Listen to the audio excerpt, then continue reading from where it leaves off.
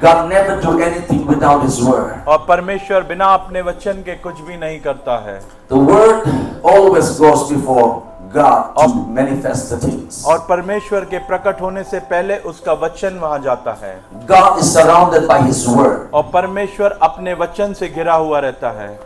And God told Jeremiah that God is about to do and perform His word. और परमेश्वर ने यिर्मयाह से कहा कि परमेश्वर अपने वचन को तुम्हारे जीवनों में करने जा रहा है।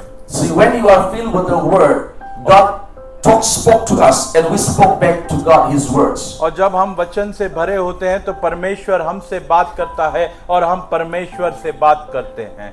God is interested in His own words. और परमेश्वर अपने वचनों में रुचि लेता है। When we are filled with the word of God, और जब हम परमेश्वर के वचन से भरे रहते हैं, we are conducive for the God. We create an atmosphere for God because God talked to us through His words. और जब हम वचन से भरे रहते हैं, हम परमेश्वर के लिए एक वातावरण बना लेते हैं जहां हम परमेश्वर से बात करते हैं और परमेश्वर हमसे। Hallelujah. Hallelujah.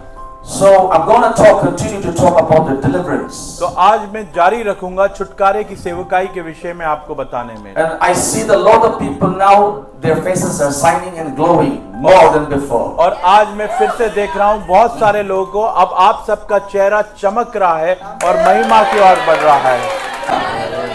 So my ministry focus mostly on deliverance. So I will be talking on deliverance. और मेरी सेवकाई छुटकारे के ही और फोकस करती है, तो मैं उसी विषय में ज्यादा बात करूंगा। Hallelujah. Hallelujah. That is where my anointing, where my gifting is mostly. God has placed my calling. और मेरी बुलाहट और मुझे इसीलिए प्रभु ने यहाँ पृथ्वी पर रखा है। Hallelujah. Hallelujah. So the Bible talks about the importance of deliverance. और परमेश्वर का वचन बताता है छुटकारे के बारे में। So when you talk about the salvation, जब आप उद्धार के विषय में बात करते हैं, you know, in the Greek term, the salvation is called soteria. और सोटेरिया बोलते हैं यूनानी भाषा में।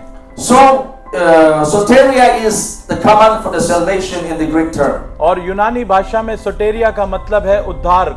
And when Jesus died, it is called sozo in the Greek. Sozo means completed. The work has been completed. Salvation has been completed. और जब यीशु ने क्रूस पे कार्य को समाप्त किया, उस वर्ड को यूनानी भाषा में कहा सोजोर। Sozo means we receive the salvation. Salvation in a sense, deliverance. और सोजोन का मतलब है हमने उद्धार को पाया, मतलब हमने छुटकारे को पाया। So the Greek one word sozo means there is everything in sozo. Deliverance, healing, salvation, peace, safety, everything, God's protection is in one word. और सोजोन का अर्थ है कि हमने हर चीज उस उद्धार में पाया, मतलब हमने छुटकारा पाया, हमने चंगाई पाई, सारी आजादी, स्वतंत्रता सिर्फ एक शब्द सोजोन मतलब उद्धार में हमने पा ली। When Jesus came, He came to restore us, make us new. और परमेश्वर का पुत्र यीशु मसीह आया, वो हमें फिर से बनाने के लिए, नया करने के लिए यीशु आया। Hallelujah. Hallelujah. I told you this afternoon that Jesus came not to repair us. Jesus came to completely replace the first Adam with the new nature of the last Adam himself, Jesus Christ. और मैंने जैसा आज आपको सुबह बताया कि यीशु हमें सुधारने के लिए नहीं आया, परंतु हमको पूरी तरह से नया करने के लिए आया। Hallelujah. Hallelujah. We have received the new life and the new spirit from Jesus और Christ. हमने एक नया आत्मा और नए जीवन को यीशु मसीह से पा लिया। When we receive Jesus Christ, we are supposed to be walk in the spirit, not to walk in these worldly things. और अब जब हमने यीशु मसीह को पा लिया, तो हमें यीशु की आत्मा के साथ चलना है, हमें संसार के साथ नहीं चलना है। We are supposed to be led by the Holy Spirit. और हमारी अगुवाई अब पवित्र आत्मा करेंगे। The Bible said deliverance can be found only in the spiritual realm called Zion. और परमेश्वर का वचन कहता है कि छुटकारा सिर्फ आत्मिक क्षेत्र में पाया जा सकता है, जिसको जायन कहते हैं। A lot of people, sometimes their spiritual life is good, and another day their spiritual life is down, and another day next week they want to be good, their spiritual life, and sometimes their spiritual life is down. और बहुत से लोग हैं जिनका एक दिन तो आत्मिक जीवन बहुत अच्छा होगा, पर अगले दिन वो नीचे चला जाएगा, फिर उसके अगले दिन अच्छा होगा, फिर पता नहीं क्या हो जाता है। You see, the Bible said our mind needs to be one.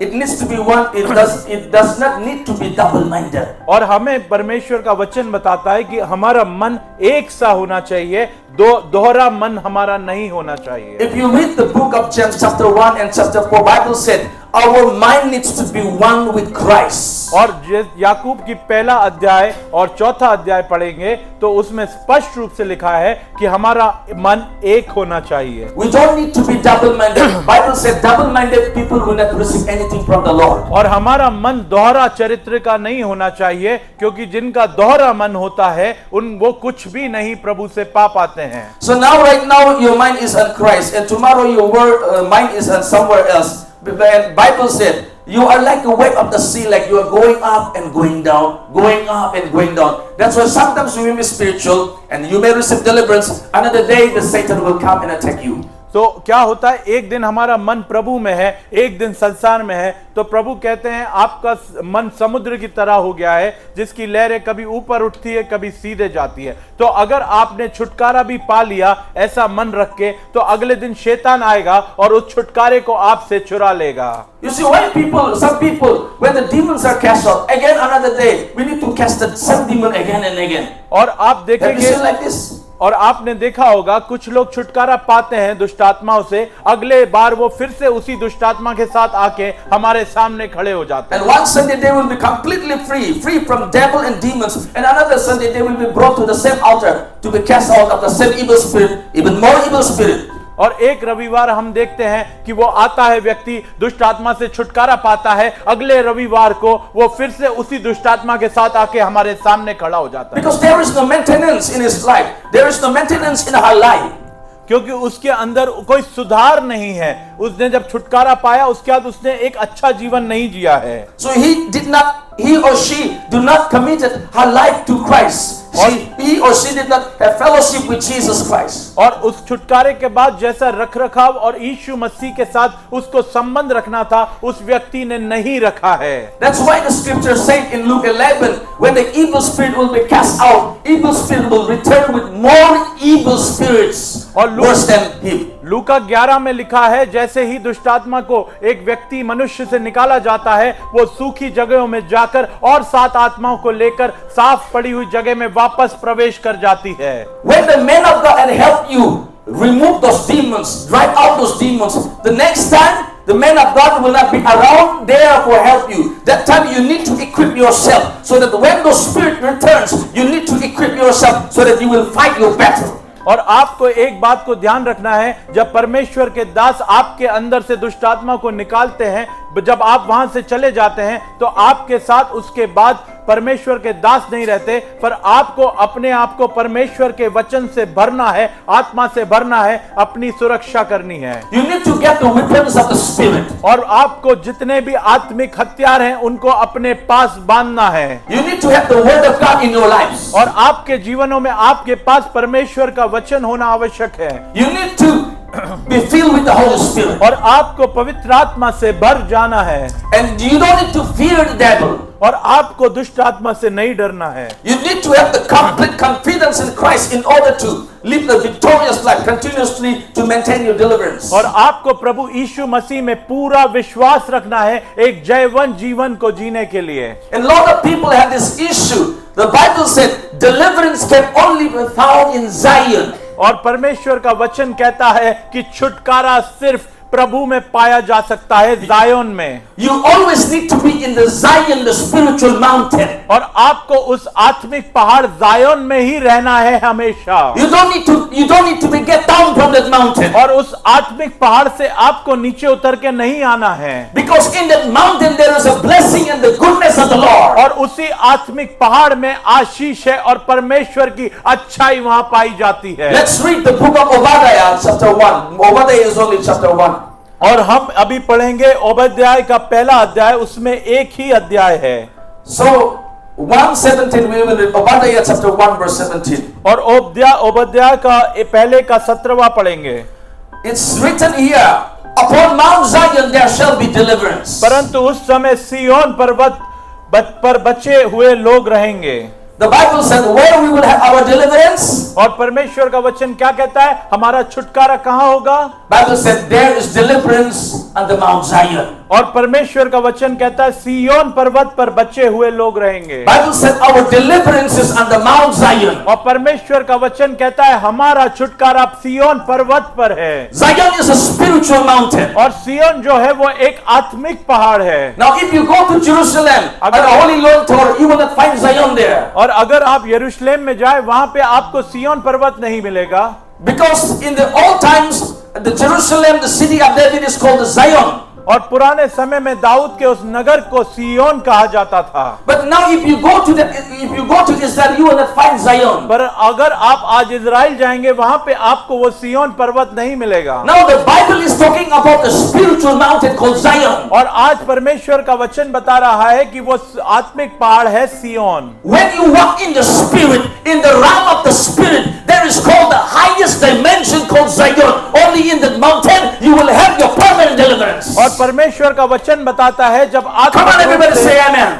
जब आप आत्मिक रूप से चलेंगे और आत्मिक पहाड़ पे चढ़ेंगे, वो आत्मिक क्षेत्र में जिसमें आप रहते हैं वो ही पहाड़ कहलाता है सिय्योन। The Bible said there shall be deliverance at the Mount Zion. और परमेश्वर का वचन बताता है सिय्योन पर्वत पर ही छुटकारा रहेगा। And there shall be holiness. और वह पवित्र स्थान ठहरेगा। And the house of Jacob shall possess their possessions. और याकूब का घराना अपने निज भागों का अधिकारी होगा।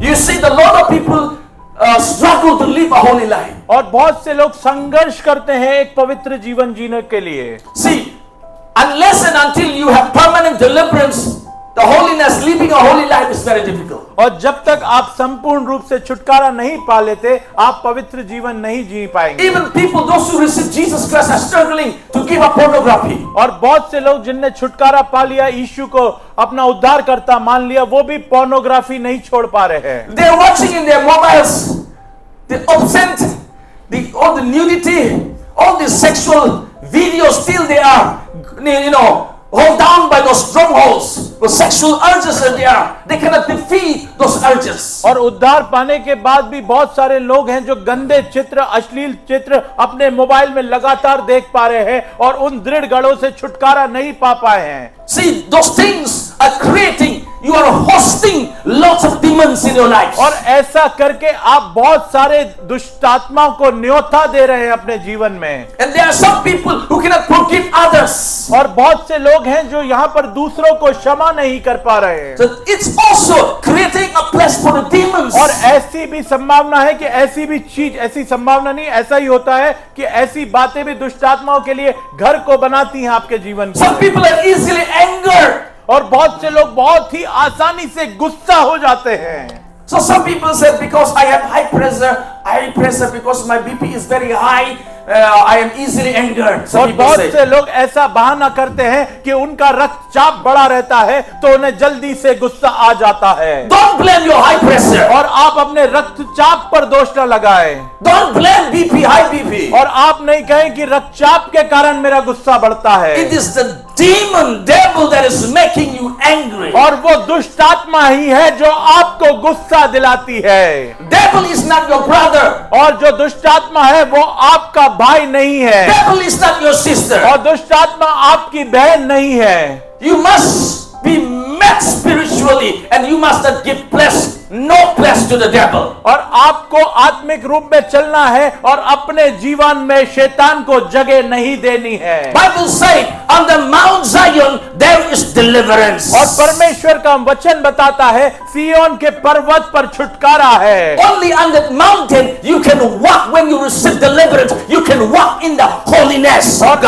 आपने जब छुटकारा पा लिया है तो आप परमेश्वर की पवित्रताई में उस पर्वत पर चल सकते हैं। And there the Bible said the house of Jacob will receive his possession, receive the blessing, receive his prosperity. और उसके बाद बोलता है कि तब याकूब का घराना और अपने निज भागों में अधिकारी होगा। Hallelujah. Hallelujah. So there is a spiritual realm, the dimension in our Christian walk. और हमारे भी मसीही संसार में एक आत्मिक क्षेत्र है। So that place is called Zion. और उस जगह को सिय्योन पर्वत कहा जाता है। So today children they love Superman. तो Children, they love Superman, Batman, the Captain America. They love to watch. और आज बच्चे कार्टून देखते हैं, सुपरमैन, स्पाइडरमैन और बैटमैन और captain America. Those are called Superman or superhuman. और वो जो लोग होते हैं उनको सुपरमैन या एक विशेष व्यक्ति कहा जाता है। But when you study those, those film or those comics or cartoon, they are the beings from another dimension. They are aliens. और जब आप उन कार्टून्स का अध्ययन करेंगे तो आपको मालूम पड़ेगा कि वो जो लोग हैं वो एक अलग ही आत्मिक क्षेत्र से आए हुए हैं। Even the Captain America was made. That film was made. He was made in the laboratory. और to be a superhuman. और जो कैप्टन अमेरिका का कार्टून देखेंगे तो मालूम पड़ेगा कि उसको एक लैब में तैयार करा गया था। So their DNA was different. So humans thought they were superhumans. They are more stronger and powerful than humans. तो जब हम कार्टून देखते थे कैप्टन अमेरिका का तो उसके अनुसार हमें लगता था क्योंकि इनका डीएनए अलग है, ये हमसे और अधिक शक्तिशाली है। But the Bible said, who are the real Superman? और परमेश्वर का वचन क्या बताता है कि वो महान, वो शक्तिशाली मनुष्य कौन है? Not that Superman, not that Batman, not that Captain America, but those who went to the Mount Zion, they are the real Superman. और परमेश्वर का वचन बताता है कि ना सुपरमैन, ना बैटमैन, ना कैप्टन अमेरिका, पर जो सियोन के पर्वत पर जाता है वो ही एक सामर्थी मनुष्य है। Hallelujah. Hallelujah. They are the real Superman. When you walk in the Zion, you are untouchable. No evil, no devil will be able to touch you. और जब आप लोग सियोन के पर्वत पर चलते हैं तो आप ही वो विशेष शक्तिशाली पुरुष स्त्री बन जाते हैं और कोई दुष्ट आत्मा आपको छू नहीं सकती। You know, many Christians, devil are playing with them. One day you will get deliverance, another day devil will come back to you, and another day you will receive deliverance because you are not walking in Zion. Once you get into Mount Zion, devil will not be able to touch you. और हम में से बहुत लोग हैं आज छुटकारे को पाते हैं, कल फिर दुष्ट आत्मा के साथ आ जाते हैं, फिर छुटकारा पाते हैं। उसका कारण यह है कि हम बार बार इसलिए उलझते हैं क्योंकि हम सियोन के पर्वत पर नहीं चल रहे हैं। अगर हम सियोन के पर्वत पे चलेंगे तो कोई शैतान हमें छू भी नहीं सकता। Amen. When you read the scripture, when you understand the scripture, 1 John 5:18, the Bible says, no evil will touch you. और जब आप वचन को पढ़ेंगे और समझेंगे तो पहला यूहन्ना 5:18 कहता है कि हम जानते हैं कि जो कोई परमेश्वर से उत्पन्न हुआ है वो पाप नहीं करता, पर जो परमेश्वर से उत्पन्न हुआ है उसे वह बचाए रखता है और वह दुष्ट उसे छूने नहीं पाता। Devil will not be able to touch that man or woman. और उस पुरुष या स्त्री को शैतान छू भी नहीं सकता That है। person is no longer interested in sin. और वो मनुष्य अब पाप में कोई भी रुचि He नहीं is दिखाता। interested in something higher than sin. और वो पाप से अधिक किसी बात पर उसकी रुचि लग चुकी होती है। His desire is something higher than sin. और उसकी इच्छा अब पाप से बढ़कर किसी और चीज में लगी होती है।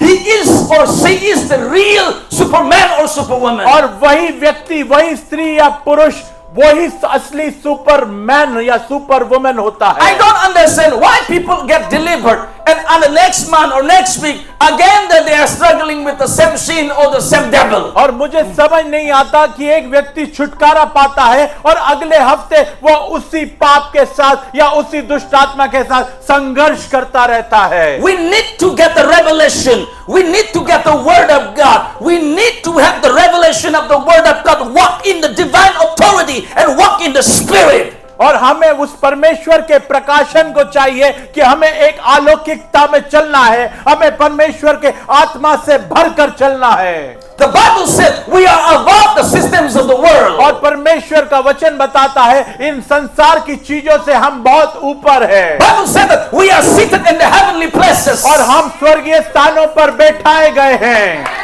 When you look yourself, you are still sitting in the chair. You may not believe yourself. और अभी जब आप अपनी ओर देखते हैं तो आप कुर्सियों पर बैठाए गए, इसलिए हो सकता है आप इन बातों को ना समझें। But that logically, it may not sound that you are still here. और ऐसा नहीं लगेगा कि आप यहीं पर हैं। But the Bible said our spiritual man, our spiritual being are already under Zion, under dimension. और परमेश्वर का वचन बताता है कि हमारे अंदर का आत्मिक पुरुष, आत्मिक स्त्री पहले से ही सिय्योन पर्वत पर बैठाया जा चुका है। When you live in Zion, there is holiness. To live a holy life is easy. और जब सिय्योन पर्वत पर आप बैठे रहते हैं, एक पवित्रताई का जीवन जीना बहुत आसान हो जाता है। Bible said permanent deliverance is only promised on the Mount Zion. और परमेश्वर का वचन बताता है कि स्थायी छुटकारा का वादा सिर्फ सिय्योन पर्वत पर किया गया है। There cannot be holiness without deliverance. और पवित्रता के बिना छुटकारा नहीं हो सकता। Without deliverance, no prophetic gifting, no healing. Without deliverance, there cannot be any fire in your life. और छुटकारे के बिना ना कोई पवित्रता, ना कोई किसी भी प्रकार का अलौकिक कार्य आपके जीवन में नहीं हो सकता। You see, the Satan, the enemy, your arch enemy is fighting you big time. और आपको पता होना चाहिए कि शैतान आपसे एक बड़े युद्ध को लड़ रहा है। He's fighting you big time. और एक बड़ा युद्ध आपसे शैतान लड़ रहा है। If you are on the Mount Zion, whatever he does, it doesn't matter because you are already victorious. और सिय्योन पर्वत पर अगर है तो दुष्टात्मा या शैतान कुछ भी करे, उससे आपको कोई हानि नहीं पहुंचेगी, क्योंकि आप पहले से ही जयवंत हो चुके हैं। Hallelujah. Hallelujah. Christian life is a warfare. और मसीह जीवन एक युद्ध है। We are fighting with the invisible enemy. और हम ना दिखने वाले एक दुश्मन से लड़ रहे हैं। He is fighting the battle with us. और वो एक लड़ाई को हमसे लड़ रहा है। You know, if somebody did evil to you, the person who did evil to you, और अगर आपसे कोई व्यक्ति गलत करता है, you may be angry at that person. तो आप उस व्यक्ति पर गुस्सा होंगे। And you wanna take revenge. और हो सकता है आप उस व्यक्ति से बदला लें।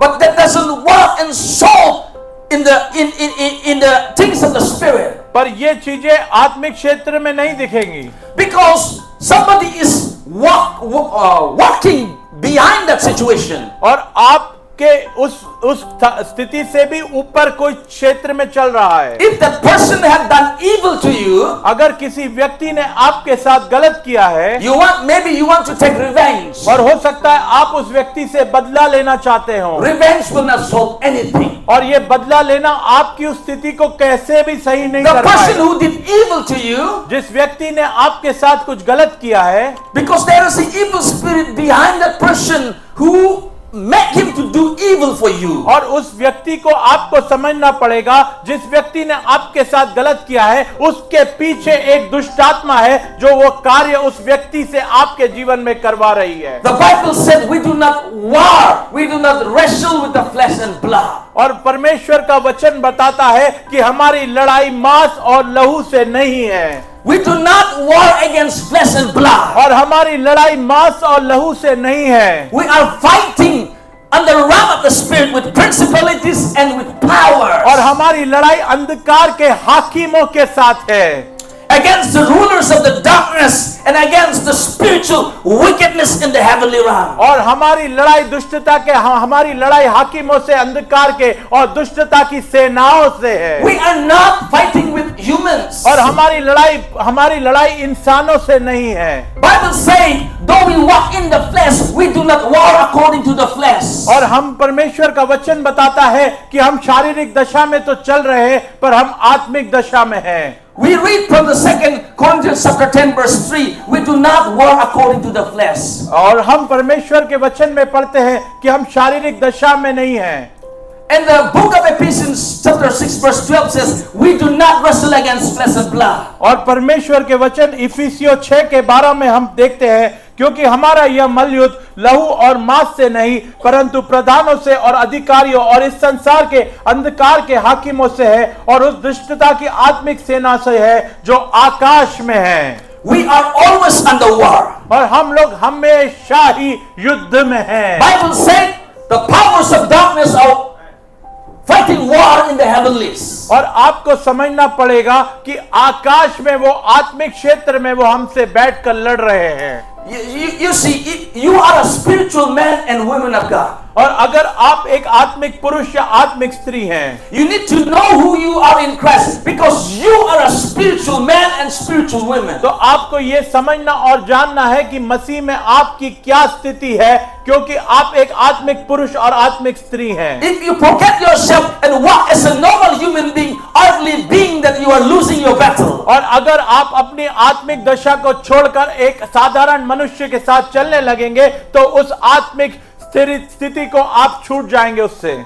There are dimensions, so the enemy is fighting on the realm and the high above us, where he is in the principality, he is working against us. और ऐसे आयाम है आकाश में जहां ये दुष्ट आत्माएं उस आकाश स्तर पे बैठकर हमसे लड़ रही हैं। So we are on this earth. If we are just thinking on the earthly things and we are not thinking the heavenly things, we will not win the war. और अगर हम जब पृथ्वी पे हैं, हम सिर्फ पृथ्वी की बातों को सोचेंगे और इन बातों पे ध्यान नहीं देंगे तो हम इस युद्ध को हार जाएंगे। Because the real spiritual people are already on the spiritual mountain, higher than the enemies, where the enemies are working against us. और आपको ये पता होगा जो सच्चे पवित्र आत्मिक लोग हैं वो उस शैतान के आकाश के क्षेत्र से भी ऊपर आत्मिक पहाड़ पर बैठे हुए हैं। Ephesians chapter 2 verse 6 says that we are already seated with God on the heavenly places. और इफिसियों 2:6 कहता है और मसीह यीशु में उसके साथ उठाया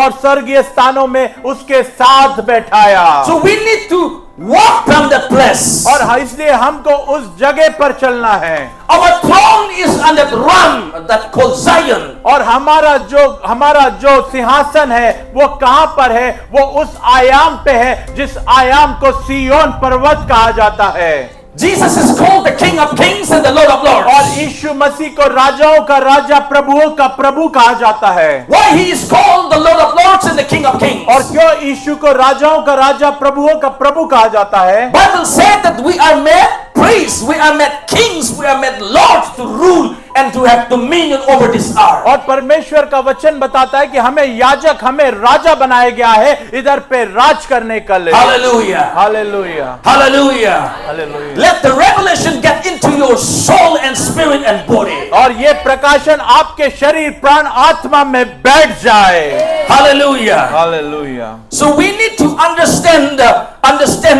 the scripture. तो हमें वचन को समझना बहुत महत्वपूर्ण है। Our battle is not against flesh and blood. तो हमारी युद्ध हमारा मांस और लहू से नहीं है। So when the fallen angels fell down from heaven, तो जब ये स्वर्गदूतों को नीचे गिराया गया, so there are a lot of demons that work and associated with the fallen angels. तो बहुत सी दुष्ट आत्माएं थी जो ये दूतों को जिनको गिराया गया था इनसे मेल मिलाप कर लिया। So those fallen angels, some are working under the sea or ocean and river.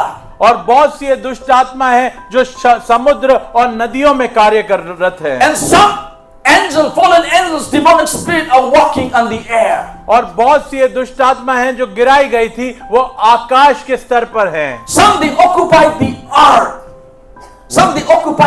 They are walking on this earth. और बहुत सी दुष्ट आत्माएं जो इधर ही पृथ्वी पर चल फिर रही हैं। So there are 3 dimensions. तो यहाँ पे 3 आयाम को हम देखते हैं। On the air, हवा में, under the sea, और समुद्र के अंदर, on the dimension of the earth. और पृथ्वी पर। You see, when you read the Genesis chapter 1, और जब उत्पत्ति पहला अध्याय पढ़ते हैं, God gave dominion to man. और परमेश्वर ने मनुष्य को अधिकार दिया था। These 3 dimensions, men were supposed to have dominion. और परमेश्वर ने मनुष्य को अधिकार दिया था इन तीनों आयामों पर। So God told mankind that mankind will have authority over the fowls of the air, that everything that flies around. और परमेश्वर ने मनुष्य को कहा था कि आकाश में उड़ने वाली हर एक चीज पक्षियां, सब पर तेरा ही अधिकार रहेगा। You will have dominion over everything that flies. और परमेश्वर ने मनुष्य से कहा था कि तुझ पर तेरा अधिकार रहेगा, जो भी चीज आकाश में उड़ती है, Everything under the ocean that swims. और समुद्र के नीचे तैरने वाली हर वस्तु पर आदम का अधिकार रहेगा, Everything that walks and crawls on the earth. और हर एक चीज जो पृथ्वी पर चलती है और रेंगती है, आदम का अधिकार उस पर रहेगा। So when you know that you have the authority over the sea, over the earth, over the powers of the air, you know that you are the real Superman and Superwoman. और जब आप इस बात को समझते हैं कि ये तीनों आयाम के लिए आपको अधिकार मिल चुका है, तो आप ही असली सुपरमैन और सुपरवुमन हैं। Hallelujah. Hallelujah. The book of, the Gospel of Mark chapter 16 already given the authority to the disciples of Jesus. और मरकुस 6 अध्याय में देखते हैं कि यीशु मसीह ने अपने चेलों को सारे अधिकार दे दिए थे। Jesus said, "These signs shall follow them that believe." और यीशु मसीह ने बताया कि ये चिन्ह और चमत्कार उनके पीछे चलेंगे जो विश्वास करेंगे। The first sign is, "In my name they will cast out demons." और पहला चिन्ह था, वो मेरे नाम से दुष्ट आत्माओं को निकालेंगे। First sign of the real believer is demons don't have authority over you. और पहला एक विश्वासी का चिन्ह होता है कि दुष्ट आत्माओं का आपके ऊपर कोई भी अधिकार नहीं होता। Second sign is that you are filled with the Holy Spirit. और दूसरा चिन्ह होता है कि आप पवित्र आत्मा से भरे हुए होते हैं। Another sign is healing follows you. और तीसरा होता है चंगाई आपके पीछे चलती है। And the fourth sign is, if somebody wants to poison you, harm you, no weapon formed against you shall ever prosper. और कोई भी हथियार जो आपके विरोध में खड़ा होगा वो सफलता नहीं पाएगा, कोई भी जहर आपके विरोध में कार्य नहीं करेगा। Hallelujah. Hallelujah, Hallelujah. Hallelujah. Deliverance is not just receiving. और छुटकारा सिर्फ पाना नहीं है। Some people, they only wants to receive deliverance. और कुछ लोग सिर्फ छुटकारा चाहते हैं, They don't want to maintain. और वो उसका रख रखाव नहीं करते। Deliverance is not just receiving, it is about maintaining it. आपको एक बात अच्छे से समझनी Write it down, पड़ेगी। please. आपको लिख लें इस बात को कि छुटकारे को पाना ही नहीं, छुटकारे को पाने के बाद उसका रख रखाव करना है। Maintaining is the most important than receiving. और रख रखाव छुटकारा पाने से ज्यादा महत्वपूर्ण है छुटकारे का रख रखाव करना। Casting out demons is easy. और दुष्ट आत्मा को निकालना आसान है। It's easy to cast out demons. और दुष्ट आत्मा को निकालना आसान है, But maintaining, always keeping yourself pure and holy and walking before the Lord is the difficult one. और छुटकारे को बनाए रखना, छुटकारे का रख रखाव करना, परमेश्वर के सामने हमेशा निर्दोष रहना, पवित्र रहना बहुत मुश्किल होता है। That's why your position needs to be on that spiritual dimension called the Mount Zion. और इसलिए आपकी आत्मिक दशा उस आत्मिक पहाड़ सिय्योन पर होनी चाहिए। Are you getting something here? क्या आप लोग कुछ समझ पा रहे हैं? We need to maintain our deliverance. The maintaining deliverance is the very hardest one. और आपको समझना पड़ेगा, छुटकारा पाने के बाद आपको अपने छुटकारे का रख रखाव करना है, और वो रख रखाव ही थोड़ा सा मुश्किल हो जाता है। If you look at many people, their lives, they could not maintain it. और आप बहुत से लोगों के जीवनों में देखेंगे तो वो अपने जीवन का रख रखाव नहीं कर पाते हैं। So this morning we were looking at the introduction of the deliverance. और आज हम सुबह और परिचय देख रहे थे छुटकारे के विषय में। Deliverance come when the Holy Spirit comes. और छुटकारा आता है जब पवित्र आत्मा आता है। See, if you do not have Holy Spirit, you try to use the name of Jesus. In the name of Jesus come up, the demons will not obey you. और अगर आपके अंदर पवित्र आत्मा नहीं है और आप बिना पवित्र आत्मा के दुष्ट आत्माओं से कहेंगे बाहर आ जा, तो दुष्ट आत्मा आपकी नहीं सुनेगा। Even Hollywood is using Jesus. और इसलिए हॉलीवुड भी यूज करता है यीशु का नाम। Everybody is using Jesus. और बहुत से लोग यीशु का नाम का इस्तेमाल करते हैं। So even if you say Jesus million times, if you do not have the Holy Spirit inside of you, it's not going to work. और आप अगर यीशु का नाम 10 लाख बार भी लेंगे, पर अगर आपने पवित्र आत्मा नहीं पाया है तो कुछ भी नहीं होगा। So the Bible said, after deliverance will come the holiness. और परमेश्वर का वचन बताता है छुटकारे के बाद ही पवित्रता आपके जीवन में आएगी। And the third one is you will receive your inheritance. और फिर उसके बाद आपका इनहेरिटेंस आ Your जाएगा, possessions. आपकी जो चीजें जो मिलनी है, आपकी बुलाहट। So this afternoon we look up the two scriptures. और इसके बाद आज सुबह हमने 2 वचन देखे थे, You know, from the Matthew 12:28 और मत्ती का 12 का 28 देखा था, and the Luke 11:20. और लूका 12 का 20 देखा था। Jesus was saying, if I by the hand or the finger of God cast out demons, अगर मैं परमेश्वर के हाथ या उंगली के द्वारा दुष्ट आत्माओं को निकाल सकता हूं, surely the kingdom of God has come upon you. तो इसका मतलब है परमेश्वर का राज्य तुम्हारे पास आ चुका है। When you are free from demons, when you are filled with the Holy Spirit, kingdom is inside of you. और जब आपके अंदर से दुष्ट आत्माएं जा चुकी हैं और आप पवित्र आत्मा से भर चुके हैं, तो परमेश्वर का राज्य आपके पास आ चुका है। And the Matthew said, the hand, the finger of God is the Holy Spirit. और परमेश्वर का वचन मत्ती में बताता है कि जिस हाथ के बारे में जिक्र करा है यीशु ने, वो पवित्र आत्मा है। Only the Holy Spirit can help you. और सिर्फ पवित्र आत्मा ही आपकी मदद कर सकता है। You know, in the time of Moses, और मूसा के समय में Moses was talking to Pharaoh, and Moses was showing the miracles that God was doing. और मूसा जब फिरौन से बात कर रहा था, तो वो चमत्कारों का मूसा बीज को बो रहा था, जो चमत्कार परमेश्वर कर रहा था। When Moses threw his stick, the stick becomes snake. और जब मूसा ने अपनी छड़ी को फेंका तो छड़ी सांप बन गई। And the magicians, the Pharaoh magicians, were copying the same thing. और फिरौन के जादूगर भी उसी कार्य को करके दिखा रहे But the थे। stick of Moses swallowed the snakes of those magicians. पर उस मूसा की छड़ी ने उन जादूगरों के सांप को निगल लिया। So when Moses turned the Nile River into the blood, और जब नाइल नदी को मूसा ने लहू में बदल दिया, and there the magicians were trying to copy the same thing, that they turned the water into blood. और वहां पे जादूगरों ने भी वही प्रयास किया पानी को लहू में बदलने के लिए। But the third time they cannot copy it. और उस समय वो थर्ड टाइम, तीसरी बार वो जादूगर उस मूसा के कार्य को नहीं कर पाए। So God sent the gnats, God sent the lice and insects everywhere in Egypt. और मिस्र देश में परमेश्वर ने हर प्रकार के कीड़ों को भेज दिया था। The third miracle, the God's judgment upon Egyptian, God sent the lice and the gnats all over Egypt. और टिड्डियों को उसके बाद वहां पर भेज दिया था।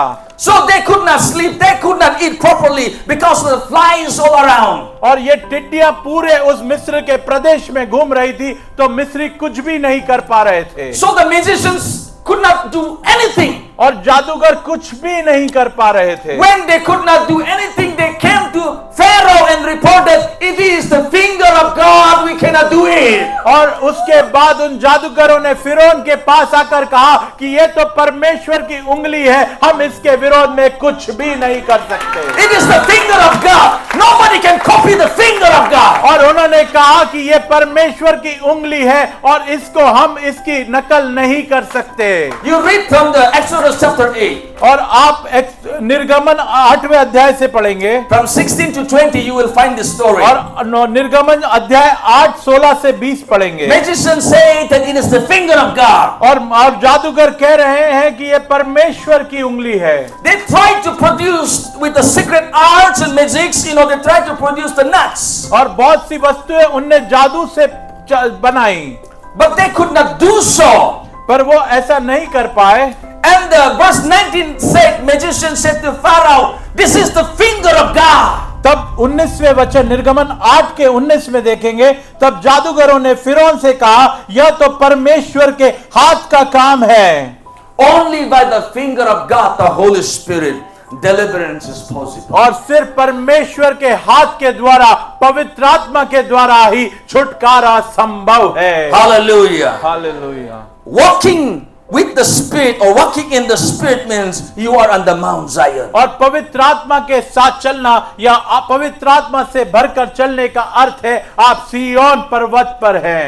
What is deliverance? और छुटकारा क्या है? Lot of people does not know what is deliverance. और बहुत से लोग हैं जो छुटकारे को ही नहीं समझ पाते। Deliverance is God's best plan for human beings. और छुटकारा परमेश्वर का एक बहुत अच्छी इच्छा है आप सबके लिए। Because human being fell from the time of Adam.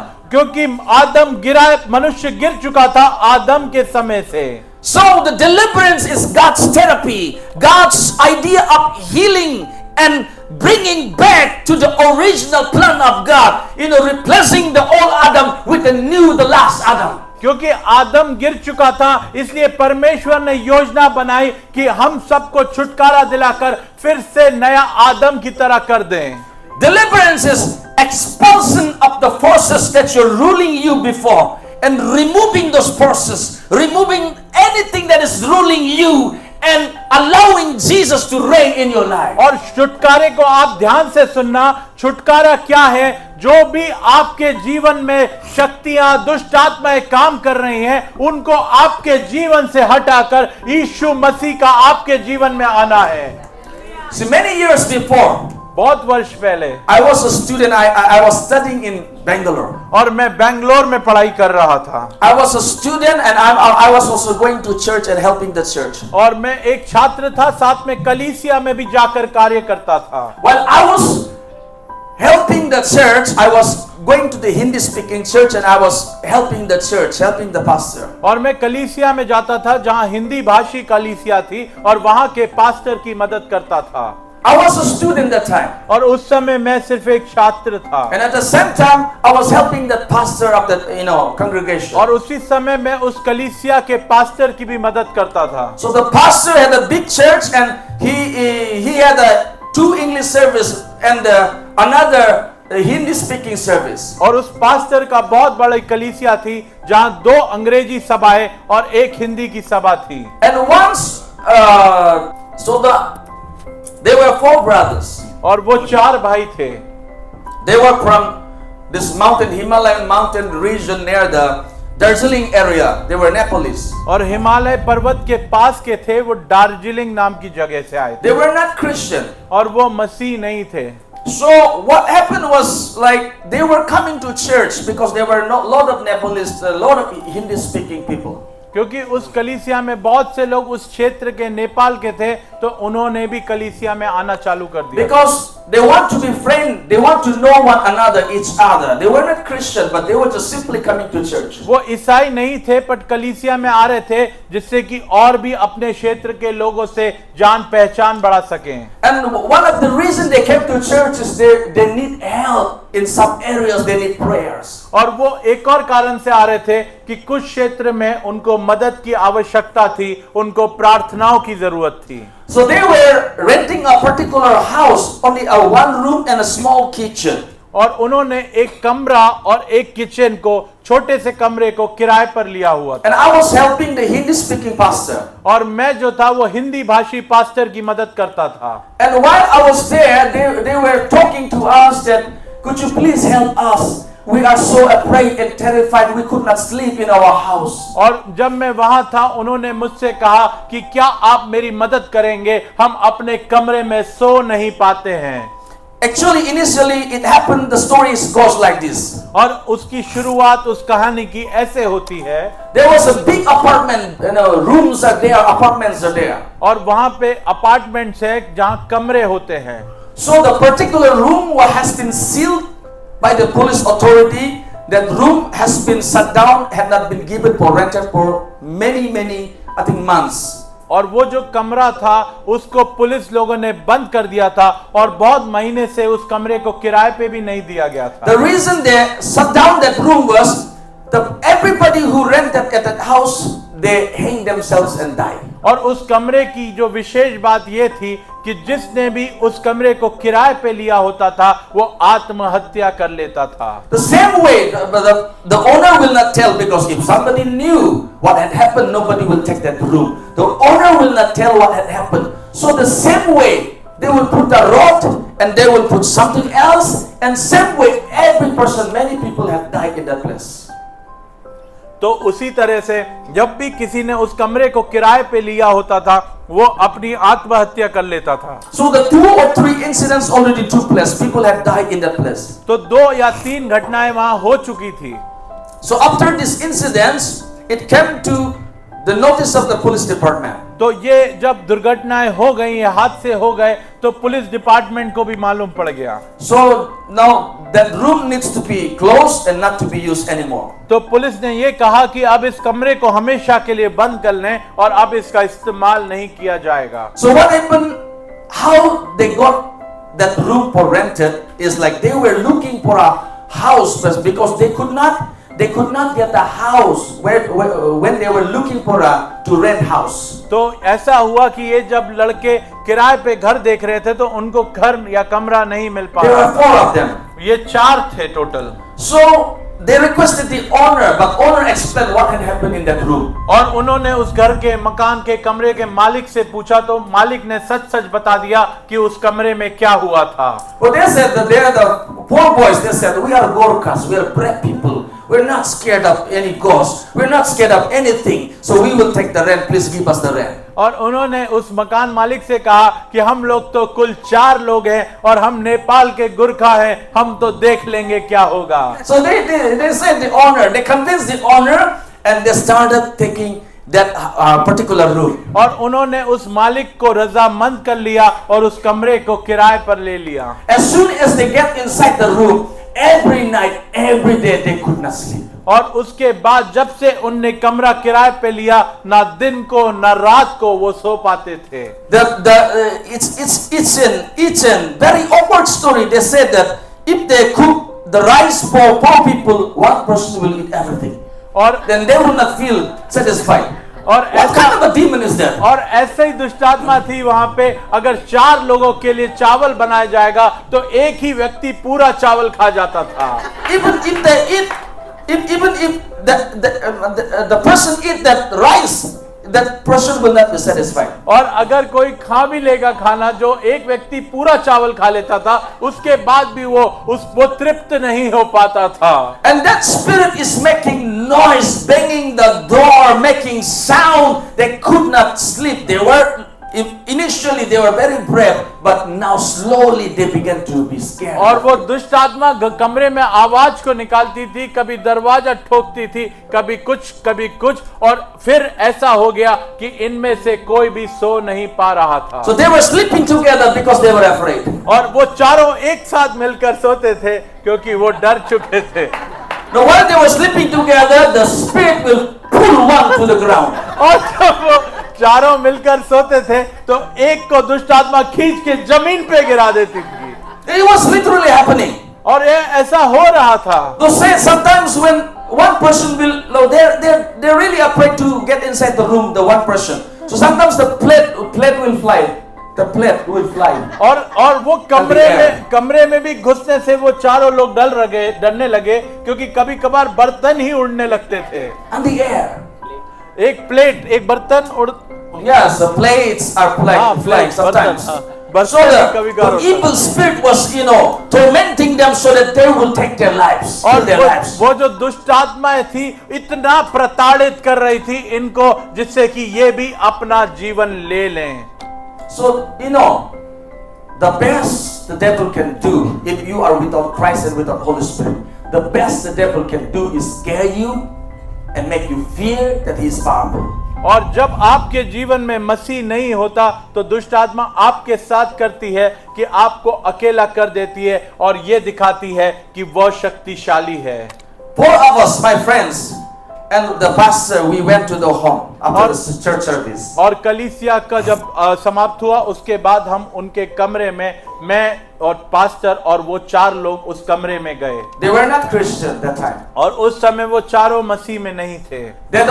We don't directly say convert it, do it. No, we don't say it. We just simply show the love of Christ. और हम ऐसा नहीं कहते कि तुम कन्वर्ट हो जाओ या कुछ, हम सिर्फ मसीह के बारे में बीज को बोते हैं। We simply went there and saw the love and the power of God. और हम वहां गए, हमने परमेश्वर की सामर्थ और प्रेम को वहां बो दिया। And when we we conducted a prayer service. We sing the worship song there. We prayed over the house. We anointed the house and we prayed over the house. और जब हम वहां गए तो हमने परमेश्वर की प्रार्थना वहां करी और उस घर का अभिषेक कर दिया.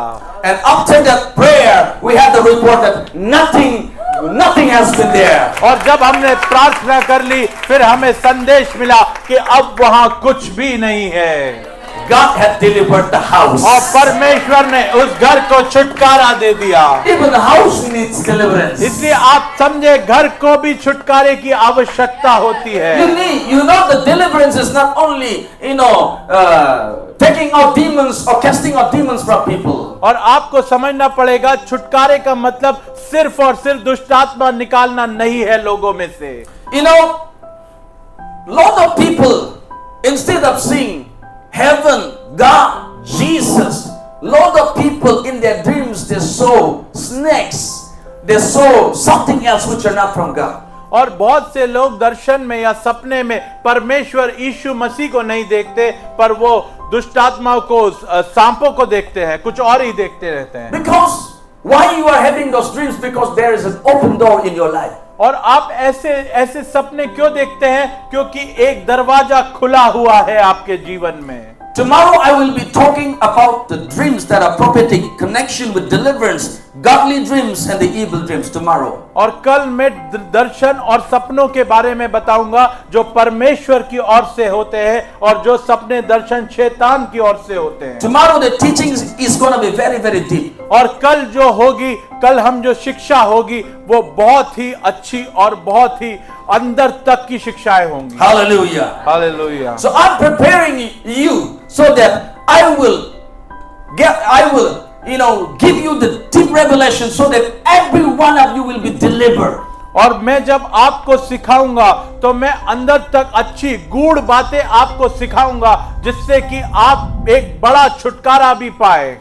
You know, some people there is stagnancy. You know the stagnancy? The water, just like in the lake, it cannot flow and move. और आप जो है स्टैग्नेंसी समझते होंगे कि जहां पे पानी रुका हुआ होता है. So a lot of people they cannot move forward. There is a stagnancy in their lives. और आपको एक चीज समझना पड़ेगी कि बहुत से लोग अपने जीवन में आगे नहीं बढ़ पाते, वो एक ही जगह रुक जाते हैं. You don't know what's going on because the enemy is fighting you.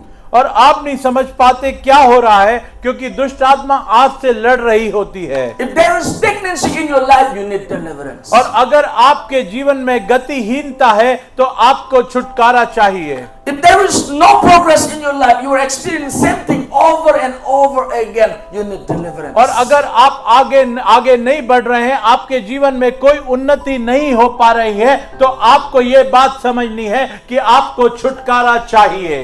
Lot of people who are having a bad dreams. That means the demons are entering into the spiritual realm of your life. और आपको ये समझना पड़ेगा कि अगर आप बुरे सपनों को देख रहे हो तो आपके आत्मिक क्षेत्र में दुष्ट आत्माएं प्रवेश कर रही हैं. Some people they have infirmity that cannot be cured by the medical science. और लोगों के शरीरों में कमजोरियां हैं जो मेडिकल साइंस डॉक्टर भी सही नहीं कर पा रहे हैं.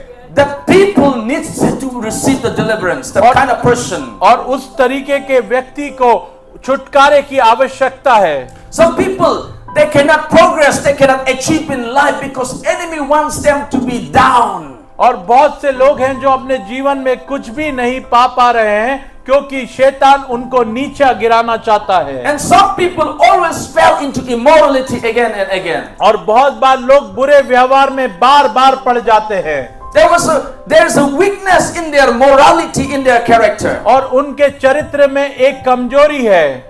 You have to know the enemy is working against your destiny. और आपको समझना पड़ेगा कि शैतान आपके भाग्य के विरोध में कार्य करता है. For some people, like they were doing a good business and suddenly when you are about to reach the top, suddenly your business you face the breakdown. और बहुत से लोग व्यापार कर रहे थे और जैसे ही वो उन्नति पे जाने वाले थे उनका व्यापार टूट गया और वो नीचे आ गए. Satan always wants you to go down. और शैतान हमेशा चाहता है कि आप नीचे चले जाएं.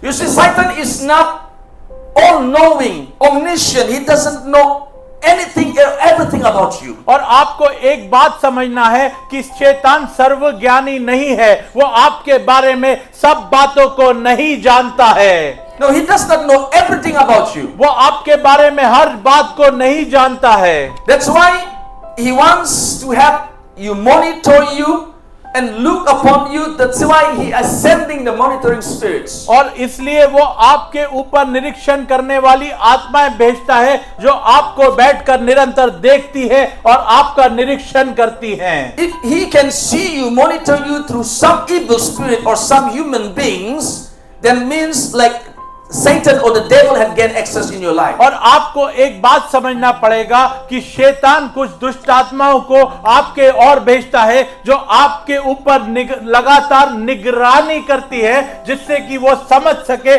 कहां पर उसको अटैक करना है। So you need to really take care of your spiritual life. और इसलिए आपको अपने आत्मिक जीवन का बहुत अधिक ख्याल रखना है। Even with your moral life, your character, your attitude. और आपको अपने चरित्र का बहुत अधिक ध्यान रखना है। Some people they have the anger issue. और बहुत से लोगों को गुस्से की समस्या है। They are angered easily. और वो बहुत आसानी से गुस्सा हो जाते हैं। The Bible said anger is not good. और परमेश्वर का वचन बताता है कि गुस्सा होना अच्छी बात नहीं है। See, the anger, rejection, competition, jealousy, this all works together as a group demons. और आपको एक बात समझनी पड़ेगी कि गुस्सा, अस्वीकारता और मोह, ये सब मिलकर दुष्टात्माओं के लिए तैयार हो जाते हैं। When the two brothers, the Cain and Abel, come before God to sacrifice, और केन और हाबेल जब बलिदान को लेकर परमेश्वर के पास आए, God accepted the offering of the younger brother Abel. और हाबेल के उस बलिदान को परमेश्वर ने स्वीकार कर लिया। And God did not accept the offerings of the eldest brother, the Cain. और जो केन था, जो बड़ा भाई था, उसके बलिदान को परमेश्वर ने स्वीकारा नहीं।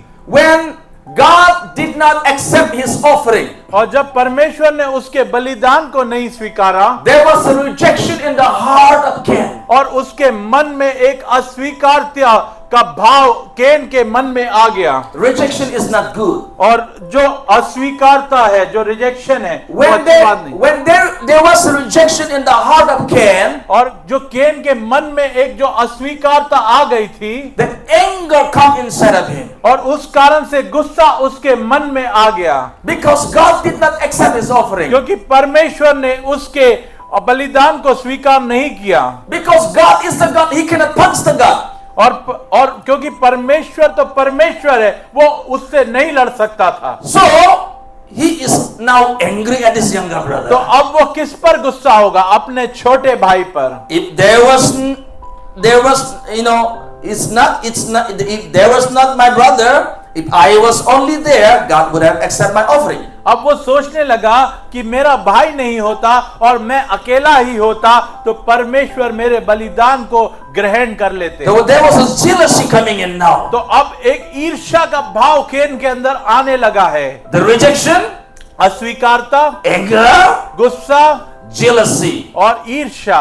And the fourth one is the competition. और चौथा है competition. So these things are not good for the healthy Christian life. और ये सारी बातें अच्छी नहीं है, प्रतियोगिता। So he is so angry. He was very angry. और केन बहुत ज्यादा गुस्सा हो गया। And God told him, it's not good for you to be angry. और परमेश्वर ने केन से कहा, ये अच्छी बात नहीं है कि तुम इतना क्रोधित हो। And God told Cain, और केन से परमेश्वर ने कहा, Cain, if you do not do well, the sin is crouching at the door of your heart. और अगर तुम केन सुधरे नहीं तो पाप तुम्हारे हृदय के दरवाजे के पास पहुंच चुका है। See, God did not reject Cain. God is giving the Cain the second chance to bring the offering. और केन का परमेश्वर ने अस्वीकार नहीं करा, वो दूसरा मौका केन को दे रहा है उसके बलिदान को स्वीकार करने के लिए। To repentance. और परमेश्वर उसको मन फिराव का केन को मौका दे रहा था। But you know, the Cain did not listen to God. God himself is giving the counseling to Cain. Imagine. और आप ये सोचिए कि परमेश्वर ही सीधे केन को परामर्श दे रहे थे। It was not Apostle Goira or Apostle, the Apostle Zero. It's not. They're not giving advice to Cain. It was the God, the Jehovah Himself, giving counseling to Cain. और परमेश्वर यहोवा ही केन को उस समय परामर्श दे रहे थे, ना अपोस्टल रोहित, ना अपोस्टल गोयरा, पर परमेश्वर ही साक्षात केन को परामर्श दे रहे थे उस समय। The Cain's heart was very hardened now. पर अब केन का हृदय बहुत कठोर हो चुका था। The fifth spirit now it's coming. अब जब पांचवी वो दुष्ट आत्मा आ रही है, It's a spirit of murder. और वो जो है वो है हत्या की आत्मा। So once upon a time he asked his brother to come along with him तो एक बार केन ने अपने भाई को बोला कि तू मेरे संग आ जा, to satisfy his anger and jealousy. कि वो अपने उस गुस्से को, उस ईर्ष्या को उसके साथ पूरा कर सके। He killed his own brother. और उसने केन ने अपने खुद के भाई को मार डाला। You see, it's the anger. और उसके पीछे क्या था? क्रोध, गुस्सा। A lot of people, when they were arrested, they said, I don't know what came over to me. I was so angry. I don't know what I committed. They said, and they testified in the court. और आपको एक चीज समझनी पड़ेगी, बहुत बार जो लोग गिरफ्तार हुए उनने बोला, अरे मुझे नहीं पता उस क्षण क्या हो गया था, मैंने गुस्से में आके कर दिया। It's the anger. When there is an anger, demons will take advantage of you. और आपको एक बात समझनी पड़ेगी, जहां क्रोध होगा वहां दुष्ट आत्माएं होंगी। In the book of Ephesians chapter 4, Paul said, और इफिसियों के 4 अध्याय में प्रेरित पौलुस ने कहा, see, be angry but do not sin. और उस प्रेरित पौलुस ने कहा, गुस्सा तो करो पर पाप मत करना। Angry in a sense, you need to control your anger. It must be controlled fully. और गुस्से होने का मतलब है कि गुस्सा तो हो पर उसको पूर्ण तौर पर नियंत्रण में रखो। Anger must be used under your control. और गुस्से का इस्तेमाल अपने नियंत्रण में करो needed. और जब जरूरत हो। But the Bible said in the book of Ephesians, your anger must not be for the longer time. The sun must not go down till your anger. और रात होने से पहले, सूरज ढलने से पहले तेरा गुस्सा चला जाना चाहिए। When the darkness comes, darkness represents the evil spirit. और जब अंधकार आता है, अंधकार दुष्टात्माओं को दिखाता है। When you kept long in your heart the bitterness, the anger, that time the devil is working inside of you. और आपको एक बात समझनी पड़ेगी, जब आप कड़वाहट और गुस्से को अपने हृदय में बहुत समय तक रख लेते हैं, मतलब दुष्ट आत्माएं आपके हृदय में काम कर रही हैं। You do not forgive your brothers and sisters. That means devil is making the bed for him. और he's putting a pillow. और आपको एक बात समझनी पड़ेगी, अगर आप अपने भाई या बहन को माफ नहीं कर पा रहे हैं तो शैतान ही तकिया लगा रहा है आपके लिए। He's inside your heart. There is a room. He's turning on the AC. He wants to, be inside of you. और आपके हृदय के एक कमरे में दुष्ट आत्मा शैतान ही बैठकर एसी को भी चालू और बंद करती है। So when you allow yourself to get angry, the anger is ruling your heart. The Bible say, let your anger be angry and do not sin. Let not the sun go down in your anger. और इफिसियों 4:26 में परमेश्वर का वचन कहता है, क्रोध तो करो पर पाप मत करो, सूर्य अस्त होने तक तुम्हारा क्रोध ना रहे। इफिसियों 4:26।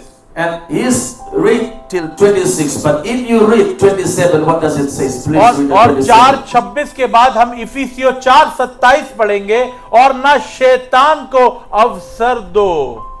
Do not give place to the devil. और ना शैतान को अवसर दो।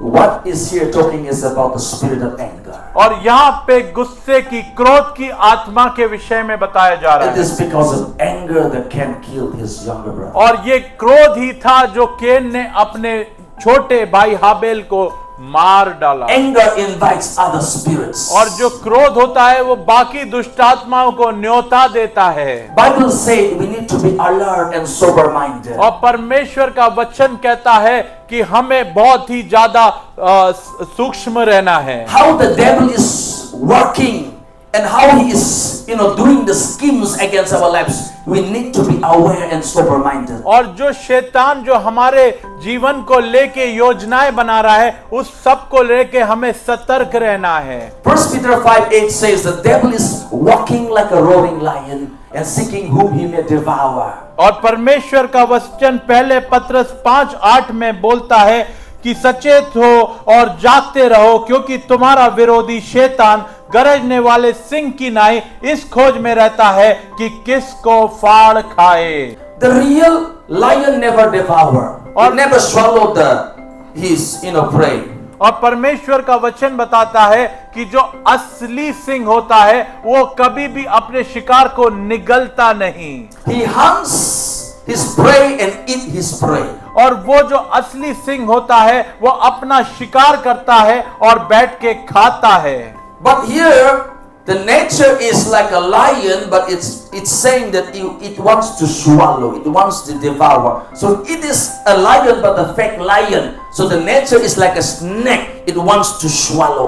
पर आप यहाँ दो चीजों को समझेंगे कि एक सिंह को तो दर्शाया गया है, पर अंत में उसका वो सर्प वाला चरित्र आता है कि वो निगलना चाहता है। It's mentioning the lion, but it's not the lion.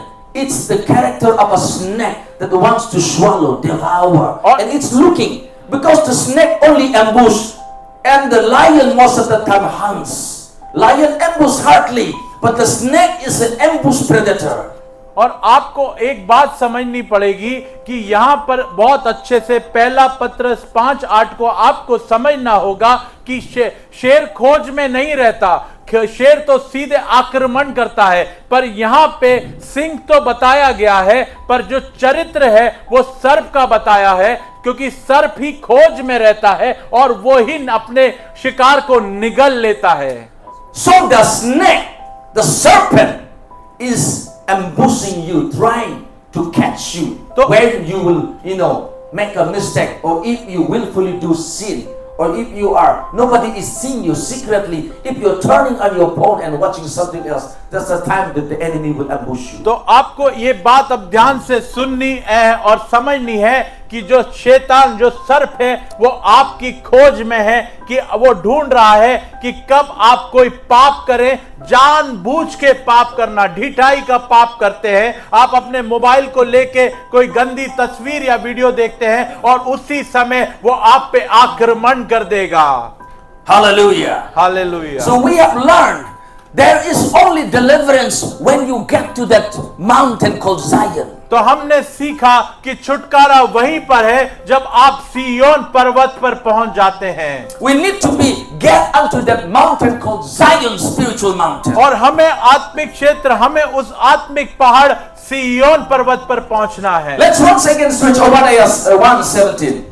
और फिर से हम जाएंगे which chapter? Obadiah chapter 1 verse 17, which we read earlier. और ओबद्याह पहले अध्याय 17वें वचन पे फिर से हम पहुंचेंगे। Let's all read together once more. और हम सब मिलकर पढ़ेंगे ओबद्याह 1:17। Let me count 1, 2, 3 and we will all read together. और 1, 2, 3 मैं बोलूंगा, उसके बाद हम सब मिलके पढ़ेंगे। 1, 2, 3. 1, 2, 3। But upon Mount Zion उस समय there shall be deliverance, and there shall be holiness, and the house of Jacob shall possess their possessions. निज भागों का अधिकारी होगा। So the scriptures say there is deliverance on the Mount Zion. और परमेश्वर का वचन बताता है कि सिय्योन पर्वत पर छुटकारा है। When you receive deliverance, when you are on the Mount Zion, there is only possibility to walk in holiness. और जब आप उस सिय्योन पर्वत पर पहुंच जाते हैं, छुटकारा पा लेते हैं, तभी आप पवित्रता में चल पाते हैं। And if you go down and read the verse 18, और उसके बाद उसका अगला वचन ओबेद्याग 1:18 पढ़ेंगे। now it's talking about the fire of God. और अब वो परमेश्वर की आग के विषय में बता रहा है। Hallelujah. Hallelujah. It says the house of Jacob shall be a fire. और उसके बाद बता रहा है तब याकूब का घराना आग, And the house of Joseph a flame. और यूसुफ का घराना लौ, And the house of Esau is a stubble. और एसाव का घराना खूंटी बनेगा। They shall kindle them and devour them. There shall not be any remaining of the house of Esau, for the Lord hath spoken it. और वे उनमें आग लगाकर उनको भस्म करेंगे, और एसाव के घराने का कोई ना बचेगा, क्योंकि यहोवा ही ने ऐसा कहा है। Hallelujah. Hallelujah. Jacob represents the spiritual man. और हमको आत्मिक पुरुष बनना है। And the Esau, the eldest brother, represents the worldly man, the demonic man. और एसाव जो है एक सांसारिक मनुष्य को दर्शा रहा है यहाँ पे, And the Jacob represents the spiritual man. और याकूब जो है आत्मिक पुरुष को दर्शा रहा है। God changed the name Jacob to Israel. और जो परमेश्वर है याकूब को इज़राइल में भेजता है। The Bible said only when you get to the Mount Zion there is deliverance. और परमेश्वर का वचन कहता है जब सिय्योन पर्वत पर पहुंच जाते हैं वहां पे छुटकारा है। Only on that spiritual realm Zion you can live a holy life. और उस आत्मिक क्षेत्र सिय्योन पर्वत पे ही आप रहकर एक पवित्र जीवन को जी सकते हैं। And the book of Psalms 91, it is called the secret place of the Most High. और वहां पे भजन संहिता 91 में पढ़ते हैं वो परमेश्वर का पवित्र स्थान।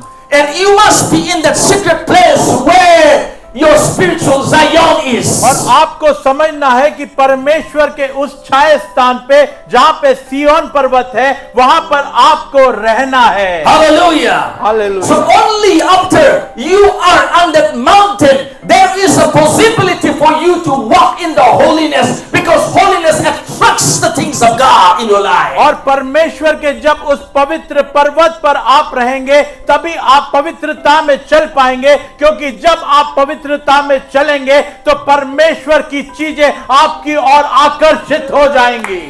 When you walk in the holiness, Bible said you will receive your possession, you will receive your inheritance. और आप अपनी विरासत को तभी पाएंगे जब आप पवित्रता में चलेंगे। Then the Bible say you will receive the fire of God. और तब आप परमेश्वर की आग को पालेंगे। And it will burn the house of the enemy. और वो शैतान के घर को जलाकर राख कर देगी। When you receive the fire of God, it will devour all the works of the enemy in और your जब life. आप परमेश्वर की आग को पाएंगे वो शैतान के सभी कार्य को निगल लेगी। Hallelujah. The scripture is very clear about this. और जो वचन है इन सब बातों को साफ तौर पर समझाता If है। you do not get to the Mount Zion, there shall not be deliverance. और अगर आप सिय्योन पर्वत पर नहीं पहुंचेंगे तो छुटकारा नहीं हो You पाएगा। are trying to live a holy life without receiving deliverance. It's not possible. और अगर आप पवित्र जीवन जीने का कोशिश करें छुटकारे के बिना तो ऐसा संभव नहीं है। If you are in bondage, you need some men or women of God who can help you and deliver you. अगर आप बंधुआई में जकड़े हुए हैं तो आपको परमेश्वर का कोई दास या दासी चाहिए जो आपको उसमें से छुड़ाए। You need someone. Nobody can deliver himself or herself. और कोई भी व्यक्ति अपने आप को अपने आप छुड़ा नहीं सकता है। If we can deliver ourselves, we would have no need of Jesus, our Savior. और अगर हम अपने आप को स्वयं से छुड़ा सकते तो हमें उद्धारकर्ता यीशु मसीह की जरूरत नहीं होती। Only after our deliverance you can see God's holiness in your life. और जब पूर्ण रूप से छुटकारा मिलेगा तभी आप एक पवित्र जीवन को जी सकते हैं। Then you will obtain your deliverance and you will walk in the holiness according to God's desired plan. और परमेश्वर की इच्छा अनुसार आप छुटकारे को पाएंगे और पवित्रता में उस उलाहट पे चल पाएंगे। You will receive your blessing, your possession. Then the fire of God will be your portion. और आप अपनी आशीष और विरासत को पाएंगे और परमेश्वर की आशीष के सहभागी हो जाएंगे। Bible said the fire goes before God. और परमेश्वर का वचन कहता है कि आग परमेश्वर के आगे आगे चलती है Fire goes before him. और परमेश्वर की आग उसके आगे आगे चलती The है Lord reigns and the fire goes before और him. परमेश्वर चलता है और उसकी आग उसके आगे आगे चलती है। When God appeared to Moses, he appeared to Moses in the form of a fire. और परमेश्वर जब मूसा के सामने प्रकट हुआ वो एक आग के रूप में प्रकट हुआ। And Elijah said, the God who answered by fire is the real और God. एलीशा ने बोला कि जो परमेश्वर प्रार्थना का उत्तर देता है वही वास्तविक आग है। Hallelujah. When you experience deliverance, you experience something greater which the world cannot offer. और जब आप छुटकारे को पाते हैं तो आप ऐसा होता है आपके जीवन में जो आपको संसार नहीं दे सकता। Lot of people are struggling to live a holy life, victorious life. और बहुत से लोग संघर्ष कर रहे हैं एक पवित्र और जयवंत जीवन जीने के लिए। Without deliverance, it is not possible. और बिना छुटकारे के ये बात संभव नहीं है। So deliverance, the ministry of deliverance is very, very important in our lives. आपको समझना होगा छुटकारे की सेवकाई हम सबके जीवन में बहुत अधिक महत्वपूर्ण है। And how do we receive the deliverance? अब हम छुटकारा कैसे पाएं? Now we will talk about this. अब हम इसके बारे में बात करेंगे। How do we get to that mountain? और हम उस पवित्र पर्वत पर कैसे चढ़ेंगे? Now we will talk about the practical side. अब हम जो है उसके प्रैक्टिकल साइड पे बात करेंगे। So it is very important to understand the ministry of deliverance. और हमें बहुत महत्वपूर्ण है हम छुटकारे की सेवकाई को समझें। It is not just casting out demons, go and go, come out and come out.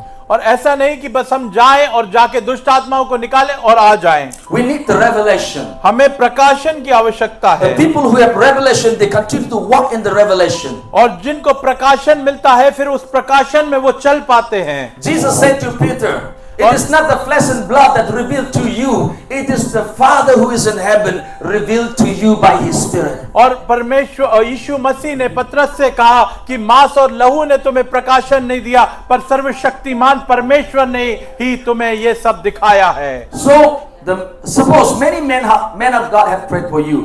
और हो सकता है बहुत से परमेश्वर के दासों ने आप सब के लिए प्रार्थना की होगी। Many anointed men of God had laid hands on और you. बहुत से परमेश्वर के अभिषेक दासों ने आपके ऊपर हाथ रखा होगा। But still you are struggling with something and you cannot receive your deliverance or healing. और अभी भी आप कुछ बातों को लेकर संघर्ष कर रहे हैं और छुटकारे को नहीं पा रहे हैं। You need to check yourselves. और अब आपको अपने आप को जांचना है। Now, the men of God may not know or may know about your life. और एक बात बताना चाहूंगा परमेश्वर के दास आपके जीवनों को नहीं जानते होंगे।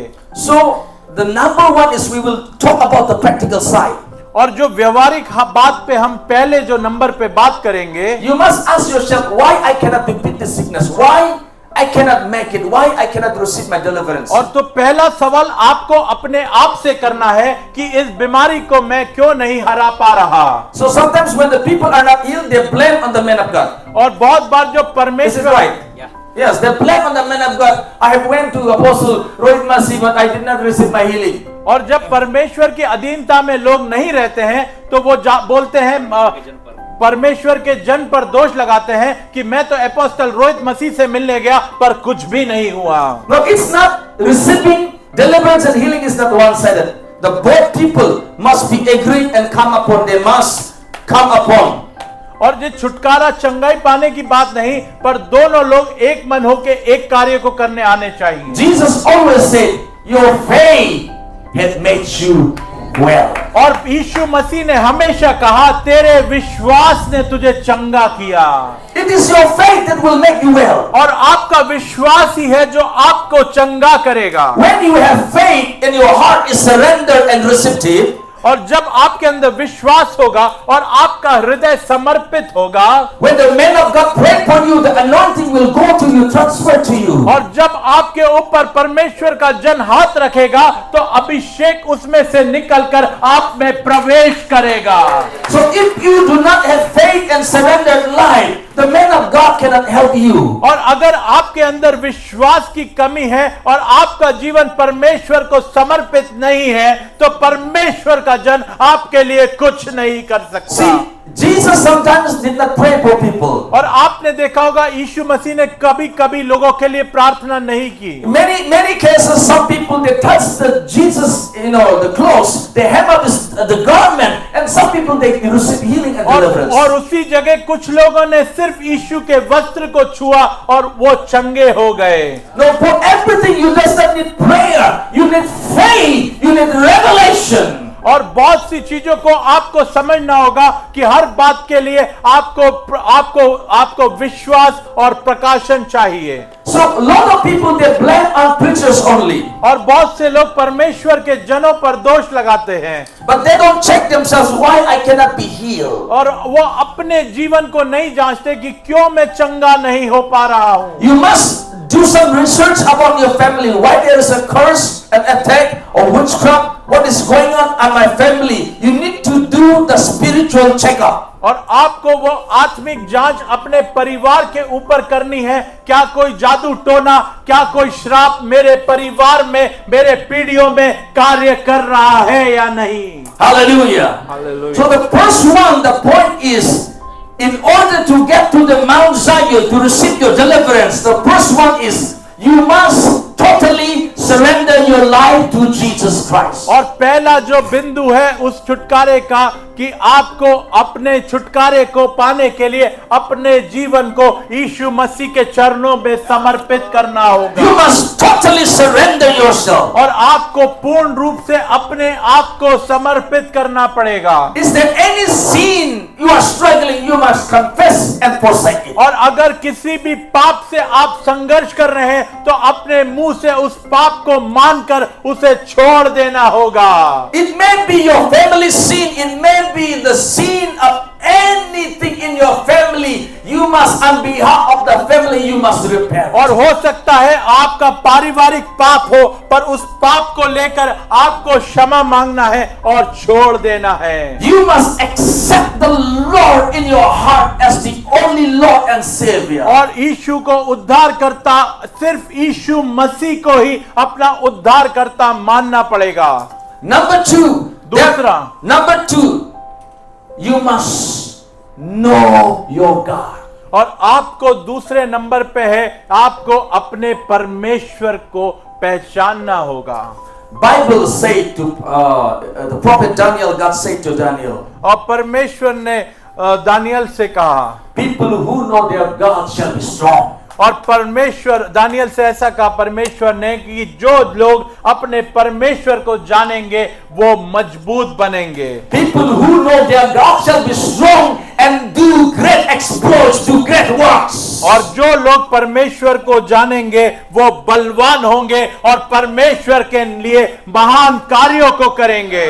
How do you know God? और अब सवाल है, आप परमेश्वर को कैसे जानेंगे? If you are a Christian born again, you need to open your Bible and read and believe the Bible. और अगर आप एक मसीह हैं, आपने नया जन्म पाया है, तो आपको अपने बाइबल को खोलकर निरंतर पढ़ना है। You must pray regularly. और आपको प्रार्थना निरंतर करनी है। Prayer must be your habit every day. और प्रेयर आपकी एक आदत होनी है, प्रार्थना करना। You must always be filled with the Holy और Spirit. आपको हमेशा पवित्र आत्मा से भरे रहना है। And you must look for the church where there is the fire of God is और there. आपको उस कलीसिया को ढूंढना है जहां वहां परमेश्वर की आग मौजूद है।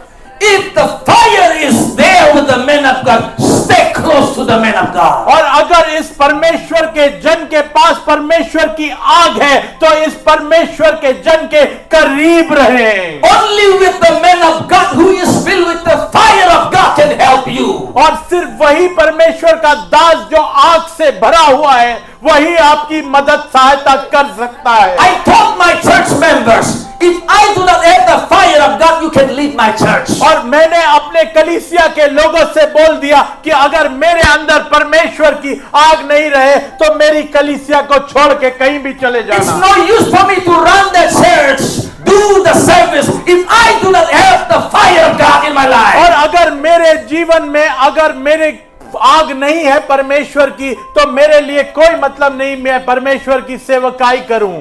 Number one is surrendering your life to Christ. और पहला बिंदु है कि अपने जीवन को यीशु मसीह के चरणों में समर्पित कर देना है। Number two is knowing your और God. दूसरा बिंदु है पर अपने परमेश्वर को जानना। Knowing your God is reading the Bible every day, praying every day.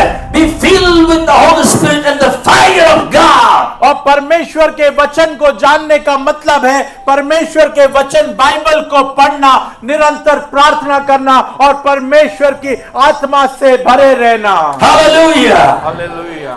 And also number three, और तीसरे नंबर पे it is also very, very important. और तीसरा बिंदु बहुत महत्वपूर्ण है, Know your enemy. और अपने दुश्मन को भी जान लें। Which enemy you are fighting? और किस दुश्मन से आप लड़ रहे हैं। See, the boxing people, आप सुने, जो बॉक्सिंग करते हैं they study their enemy. वो अपने दुश्मन की आप उसको समझते हैं।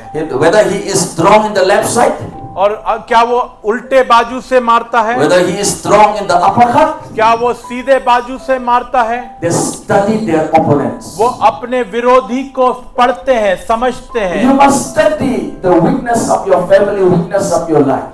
और आपको अपने परिवार की कमजोरियां, अपने स्वयं की कमजोरियों को समझना पड़ेगा। Those who do wrestling and the boxing, if the opponent gets hurt, they only attack them whichever the weakness is.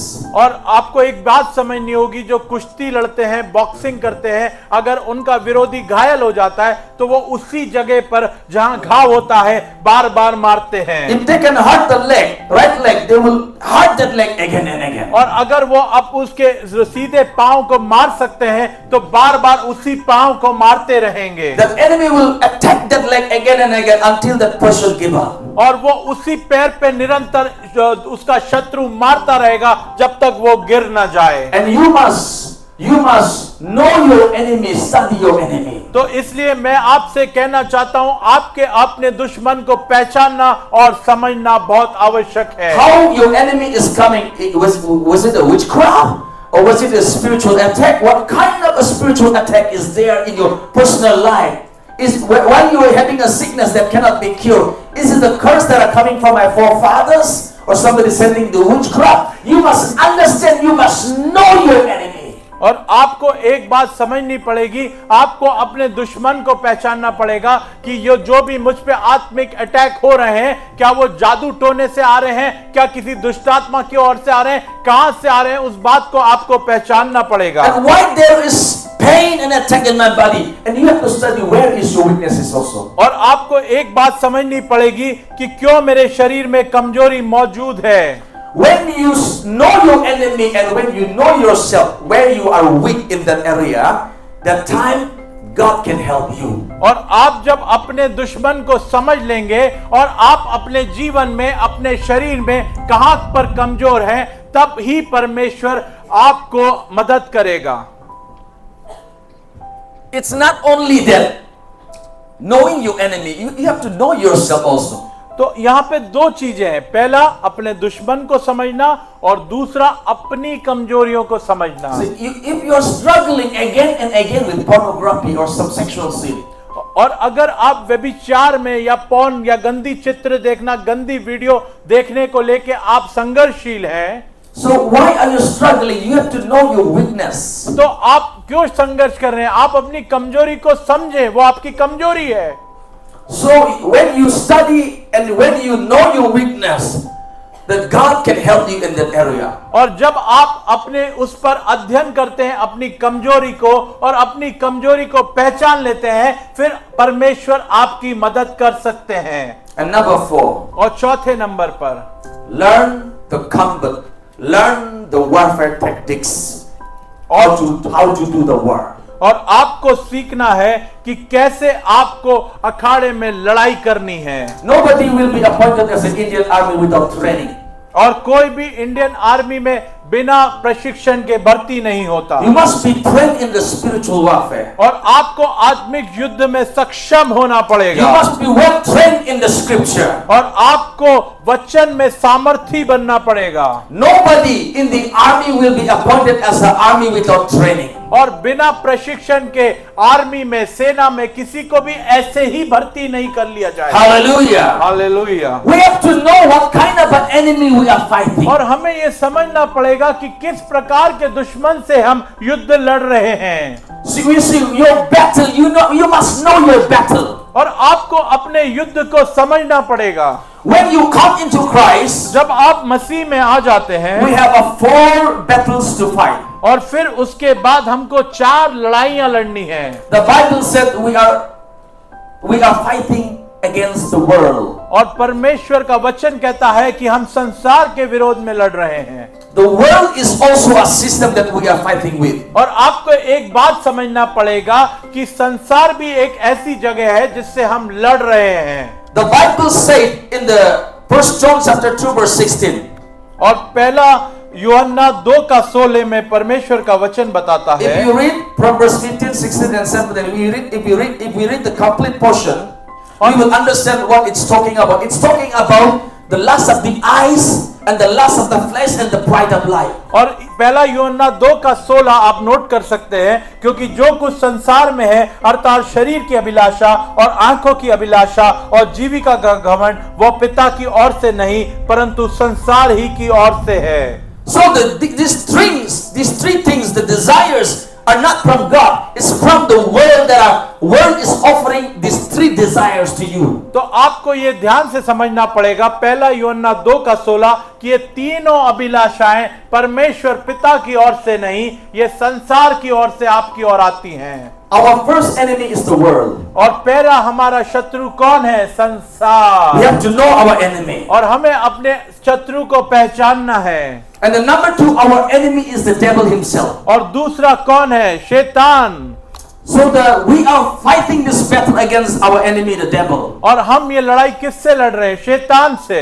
We have to know this battle because the world system, Satan has created the world system. और मैं आपको बताना चाहूंगा कि जो ये पूरी प्रणाली है संसार की, वो शैतान द्वारा ही इस प्रणाली का निर्माण किया गया है। This is a fallen world, so there is a system, the lust of the eyes, people desires, there is a lust, and there is a system in the body that wants, there's a lust of the flesh, and some people, they want to show themselves, it's an ego, the pride. और ये संसार की 3 प्रणाली है कि शरीर की अभिलाषा और आंखों की अभिलाषा और जीविका का घमंड, मतलब कुछ लोग बहुत ही ज्यादा दिखावा करना चाहते हैं। And devil wants to use these 3 systems to attack you. और ये तीनों प्रणालियों का इस्तेमाल करके शैतान आप पर अटैक करना चाहता है, हमला करना चाहता है। And number 3, your battle is against sin.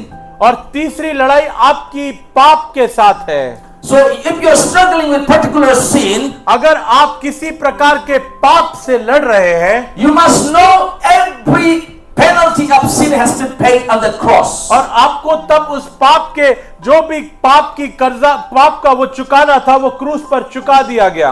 So you have to know this battle, this 4 battles. So you're struggling with the world, the devil, and the sin. और आपको समझना पड़ेगा कि आपके जो ये 3 लड़ाइयां हैं वो किसके साथ है? संसार के साथ, शैतान के साथ, और आपकी तीसरी लड़ाई है वो है पाप के साथ। And the last one is the hardest one. और चौथा जो है वो सबसे कठिन है। That is the enemy, the very hard to defeat. और वो जो एनिमी है, दुश्मन है, बहुत ही मुश्किल है उसको हराना। It's more difficult to defeat than the devil. और वो शैतान को हराने से भी ज्यादा मुश्किल है उसको हराना। It is you yourself. और वो आप खुद हैं, your flesh. आपका शरीर। That is the most difficult one to defeat it. और वो सबसे मुश्किल है आपको अपने शरीर को हराना।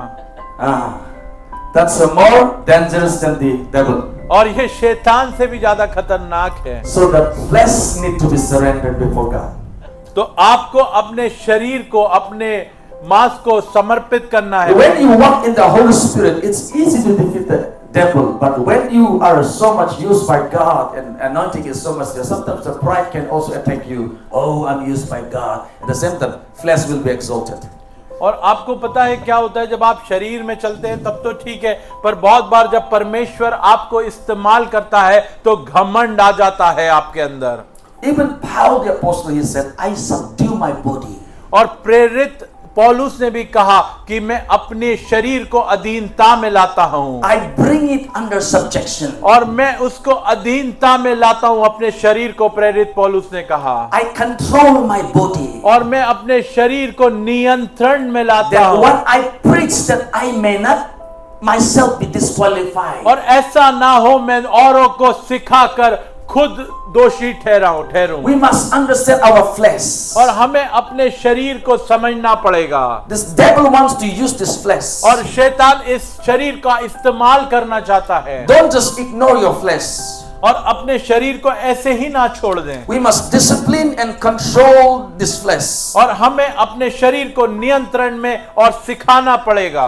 You see, some people, it's very hard for them to do fasting और बहुत से लोग हैं उनको उपवास करना बहुत मुश्किल होता है, because the chicken is very tasty. क्योंकि चिकन में बहुत स्वाद होता है मुर्गे में। What curry today? Murga.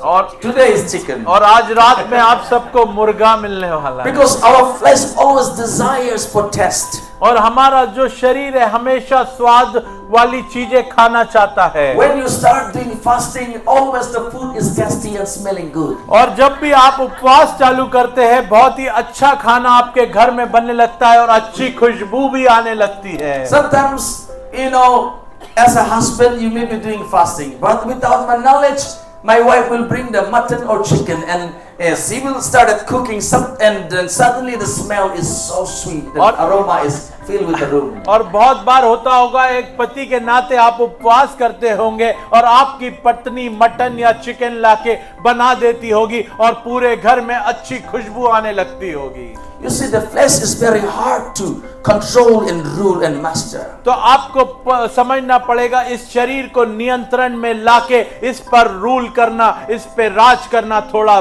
मुश्किल होता है। So when you can control and subdue your body, तो जब आप अपने शरीर को नियंत्रण में लाकर अधीनता में ला देते हैं, we allow it the Holy Spirit to be boss in our life. तो फिर हम अपने पवित्र आत्मा को अपने जीवन का अधिकारी बना देते हैं। I used to do fasting throughout the year, like sometimes on and off, on and off. I used to maintain myself to control my body. और मैं निरंतर उपवास में साल भर कभी लगा रहता था जिससे कि मैं अपने शरीर को पूर्ण नियंत्रण में ले आऊं। Even my diet, I control myself. I want to eat, but then I want to control myself. मैं खाना तो चाहता हूं पर मैं अपने खाने को भी नियंत्रण में रखता हूं। Because the food is tasty, but I need to master my body in order that when I teach others, I may not be disqualified. तो खाना तो स्वादिष्ट होता है पर मैं नियंत्रण में इसलिए लाता हूं कि हो सकता है मैं तो आपको सिखाऊं पर मैं पीछे ना हो जाऊं। Hallelujah. Hallelujah. See, the food is good, but I told my church, but we must be remember that the Bible said, you know, our body is not for the food. Our body is not for the food. It is for the glory of the Lord. और मैं अपनी कलीसिया को सिखाता हूं कि हमारा शरीर खाने के लिए नहीं पर हमारा शरीर परमेश्वर की महिमा करने के लिए है। Some people, they live to eat. और कुछ लोग हैं जो खाने के लिए जीते हैं। Instead of, you know, they are eating to live, they live to eat. और जिंदा रहने के लिए खाने की जगह वो खाने के लिए जिंदा रहते हैं। So some people like, because you see, do you remember the first sin the man committed? Why? What is the reason the first sin the man committed? और पहला पाप आदम ने क्यों करा, क्या आपने सोचा? It's because of the food. और इसीलिए क्यों हुआ? क्योंकि खाने की वजह से वो पाप हुआ। पहला पाप, It's the first sin. और वो पहला पाप है जो खाने की वजह से When हुआ। Jesus was under fasting, what did devil bring? और आपको पता है कि जब यीशु मसीह उपवास पे थे तो शैतान क्या लेके आया? If you are a son of God, turn these stones into. और अगर तू परमेश्वर का पुत्र है तो इन पत्थरों को रोटी में बदल दे। You know, food is good, but we must control and subdue our body. और खाना भोजन अच्छा है, पर हमें अपने शरीर को नियंत्रण और अधीनता में लाना है। Because our body is the dwelling place of the Holy Spirit. क्यों? क्योंकि हमारा शरीर पवित्र आत्मा का मंदिर है God dwells in our body. और परमेश्वर हमारे शरीर में रहता है। So we must subdue and control and master our body. तो हमें अपने शरीर पर को नियंत्रण में लाके, अधीनता पे लाके अपने शरीर के ऊपर हमको राज करना है। Hallelujah. Hallelujah. Paul said, the Apostle Paul said, I die daily. और प्रेरित पौलुस ने कहा कि मैं डेली मरता हूं। See, lot of people, they want to live instead of dying. और बहुत से लोग जीना चाहते हैं मरने की वजह। Yeah? They don't want to die. वो मरना नहीं चाहते Lord, I want to live. और वो कहते हैं परमेश्वर मैं जिंदा Of रहना course, चाहता Jesus died for us so that we can live. हूं। और हाँ, यीशु हमारे लिए मारा जिससे कि हम जिएं। But our carnal nature, sinful nature must die. पर हमारा किसको मरने की बात हो रही है? हमारे शारीरिक स्वभाव को मरना होगा। हमारे पाप के स्वभाव को मरना होगा। Because this flesh, our body, this flesh, blood and flesh is very dangerous. क्योंकि हमारा ये शरीर और लहू बहुत ही खतरनाक है। This Mr. Flesh or Mrs. Flesh is very dangerous. और ये श्रीमान शरीर बहुत ही खतरनाक है। This is the main enemy that opposes deliverance. और ये बहुत ही बड़ा दुश्मन है छुटकारे का। See, many people are running after preacher after preacher. Oh, the anointed preacher is coming. Oh, another apostle is coming. Oh, that prophet is coming. He will prophesy and deliver me. Many people are running after the servants of God, one after the another. और बहुत सारे लोग दौड़ रहे हैं, अरे वो apostle आ रहा है, वो प्रेरित आ रहा है, और यहाँ से यहाँ अभिषेक दासों के पीछे दौड़ते रहते हैं। And they maybe lay hands 100,000 times. और वो बहुत बार 1000-2000 बार उनके ऊपर हाथ रखेंगे। But if they do not kill the desires of the flesh, what good is it? और जब तक वो लोग अपनी शरीर की अभिलाषाओं को नहीं मारेंगे तो हाथ रखवाने से क्या हो जाएगा? See, even the Judas, he followed Jesus. और आपने देखा होगा जूदास ने भी, यहूदा ने भी यीशु के पीछे चला, But he didn't kill the desire for the money. पर यहूदा ने अपनी जो संसार की धन की अभिलाषा थी उसको यहूदा नहीं मार पाया था। He had the best leader, और उसके पास सबसे उत्तम अगुआ था, best preacher, और उत्तम सिखाने वाला था, best apostle and the prophet. और उत्तम प्रेरित और भविष्यवक्ता था। Judas was not delivered. पर यहूदा ने छुटकारा नहीं पाया। Instead of receiving deliverance from Jesus, और यहूदा ने परमेश्वर प्रभु यीशु से छुटकारा लेने की बजाय he was delivered up to Satan. और वो छुटकारा उसने शैतान के से पा लिया। We need to understand how the system of the flesh works. और आपको ये समझना पड़ेगा कि ये शरीर का जो आयाम है कैसे कार्य करता है। One famous preacher said, एक बहुत प्रसिद्ध अगुए ने कहा था, I live to die and I die to live. मैं जीने के लिए मरता हूँ और मरने के लिए जीता हूँ। The more I die, the more I live. और जितना अधिक मैं मरता हूँ उतना अधिक मैं जीता हूँ। Hallelujah. Hallelujah. The more you die for the desires of the flesh, you will live in the spirit and you will walk in the Zion. और जितना अधिक आप शरीर की अभिलाषाओं में मरेंगे उतना अधिक आप आत्मा में भरे हुए चलेंगे और आप उस सिय्योन पर्वत पर रहेंगे। Hallelujah. Hallelujah. We need the miracle of the death of our flesh, which can deliver our lives. और हमें वो चमत्कार चाहिए अपने शारीरिक स्थिति में जो हमें चमत्कार और छुटकारे की ओर ले जाएगा। The Bible said when Jesus returns, he will finally deliver this earthly material and he will give us the heavenly material. और परमेश्वर का वचन बताता है जब यीशु मसीह का पुनरागमन होगा तब हम इस शरीर से छुटकारा पाएंगे और रूपांतरित हो जाएंगे। Finally Jesus will say, where is the dead? Where is the dead that can rule us? और फिर यीशु कहेंगे कि मृत्यु कहाँ रही और वो कहाँ है जो मृत्यु तुम्हें डराती थी। We must understand, the Bible said, when we do not control and subdue our flesh, the Bible said the flesh profits nothing.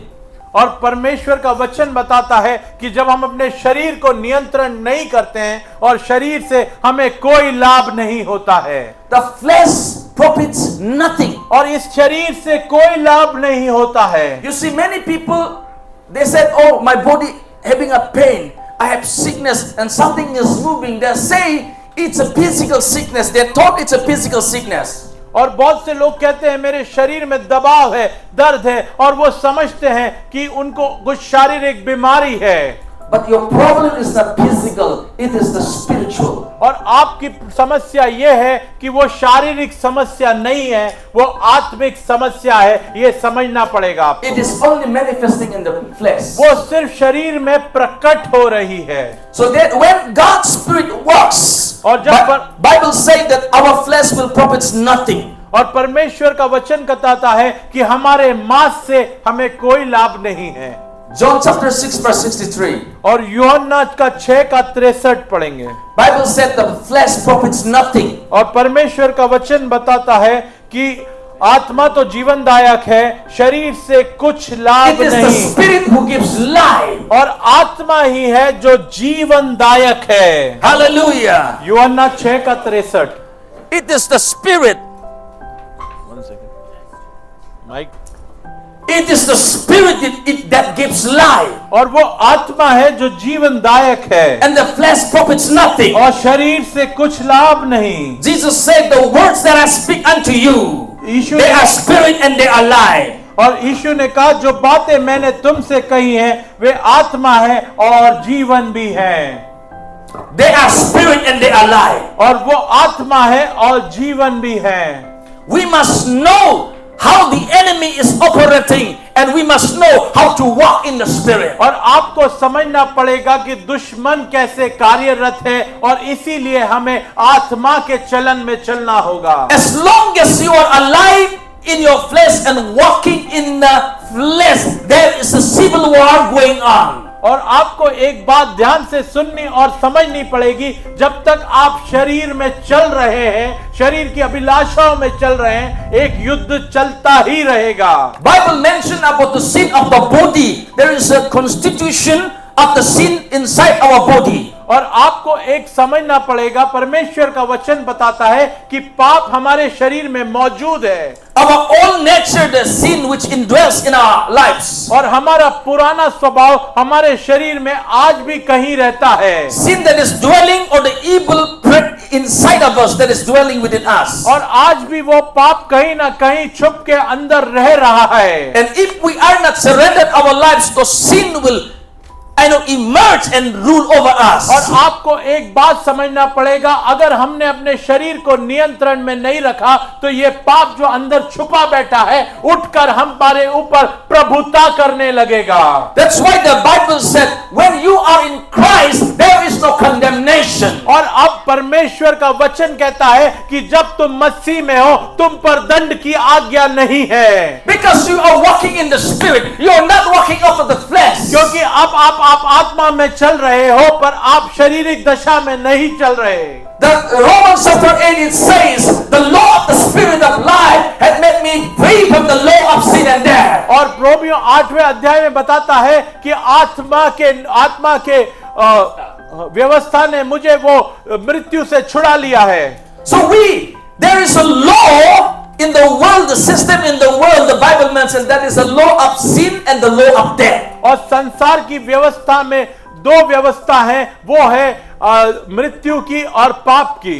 When you came into Christ, we have the higher law than these two laws. और जब आप मसीह में आ गए, आप इन दोनों व्यवस्था से ऊपर एक नई व्यवस्था में आ गए। The law of sin and the law of death cannot reign over you. अब पाप और मृत्यु की व्यवस्था आपके जीवन में कार्य नहीं कर सकती है। Because the law of Christ, law of the Spirit of life is controlling your और life. जब प्रेम की व्यवस्था आपके जीवनों पर राज कर रही है, We must understand, we must subdue the desires of the flesh. और अब हमको समझना होगा और हमें शरीर की इच्छाओं को मारना पड़ेगा। Bible said the flesh and blood will not inherit the kingdom of और God. परमेश्वर का वचन बताता है कि मांस और लहू स्वर्ग में नहीं प्रवेश कर पाएंगे। Hallelujah. Hallelujah.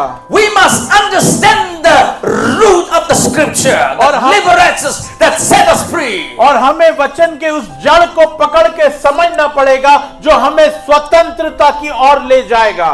Our pathway to obtaining great deliverance is dying to self. It's dying to flesh and carnality. और हमें एक बड़े छुटकारे जाने के लिए हमें शारीरिक तौर पे अपने शरीर में मरना पड़ेगा। So we now understand only when we walk in the Spirit, we are in the Mount Zion. और हमें सिर्फ एक बात को अच्छे से समझना पड़ेगा, जब हम आत्मा में चलते हैं तभी हम सिय्योन के पर्वत पर होते हैं। When we are in the Zion, on the Mount Zion, we are untouchable. Enemy cannot touch you. और आपको एक बात समझनी होगी, जब आप सिय्योन पर्वत पे होंगे तब शैतान दुश्मन आपको छू नहीं सकता। When the enemy shoot arrows against you, the arrows will not come against और you. जब दुश्मन तीर छोड़ेगा आप पे, वो तीर आपको छू भी नहीं पाएंगे। No witchcraft, no incantation, no sorcery, no divination, no plans of the enemy will work against you. ना कोई जादू, ना कोई तंत्र, कोई भी प्रकार का शत्रु का योजना आपके जीवन में तब कार्यरत नहीं हो पाएगी। Upon Mount Zion there shall be deliverance. और परमेश्वर के उस पवित्र पर्वत सिय्योन में छुटकारा है। When you get into that mountain, there will be a holiness in your life. और जब आप उस सिय्योन पर्वत पर पहुंच जाएंगे तो आपके जीवन में पवित्रता आ जाएगी। Unholiness, uncleanness, evil lifestyle, unclean lifestyle, it will attract demons in your lives. और आपको एक बात समझनी होगी, अगर आपके जीवन में पवित्रता नहीं होगी, पवित्र जीवन नहीं होगा, तो दुष्ट आत्मा आपकी ओर आकर्षित हो जाएंगी। If you live a holy life, it will attract heaven, it will attract angels, it will attract anointing and the presence of God in your और life. आपको समझना पड़ेगा, जब आप एक पवित्रता का जीवन जिएंगे तो स्वर्ग आपकी ओर आकर्षित होगा, स्वर्गदूत आपकी ओर आकर्षित होंगे और आप अभिषेक को पाएंगे। When you walk in who you are in Christ, when you walk in the Spirit, Bible said you will receive your possession, you will receive your inheritance. और जब आप आत्मा में भरकर चलेंगे, आप मसीह में चलेंगे, तो जो विरासत परमेश्वर ने आपके लिए रखी है, उस विरासत को आप पाएंगे।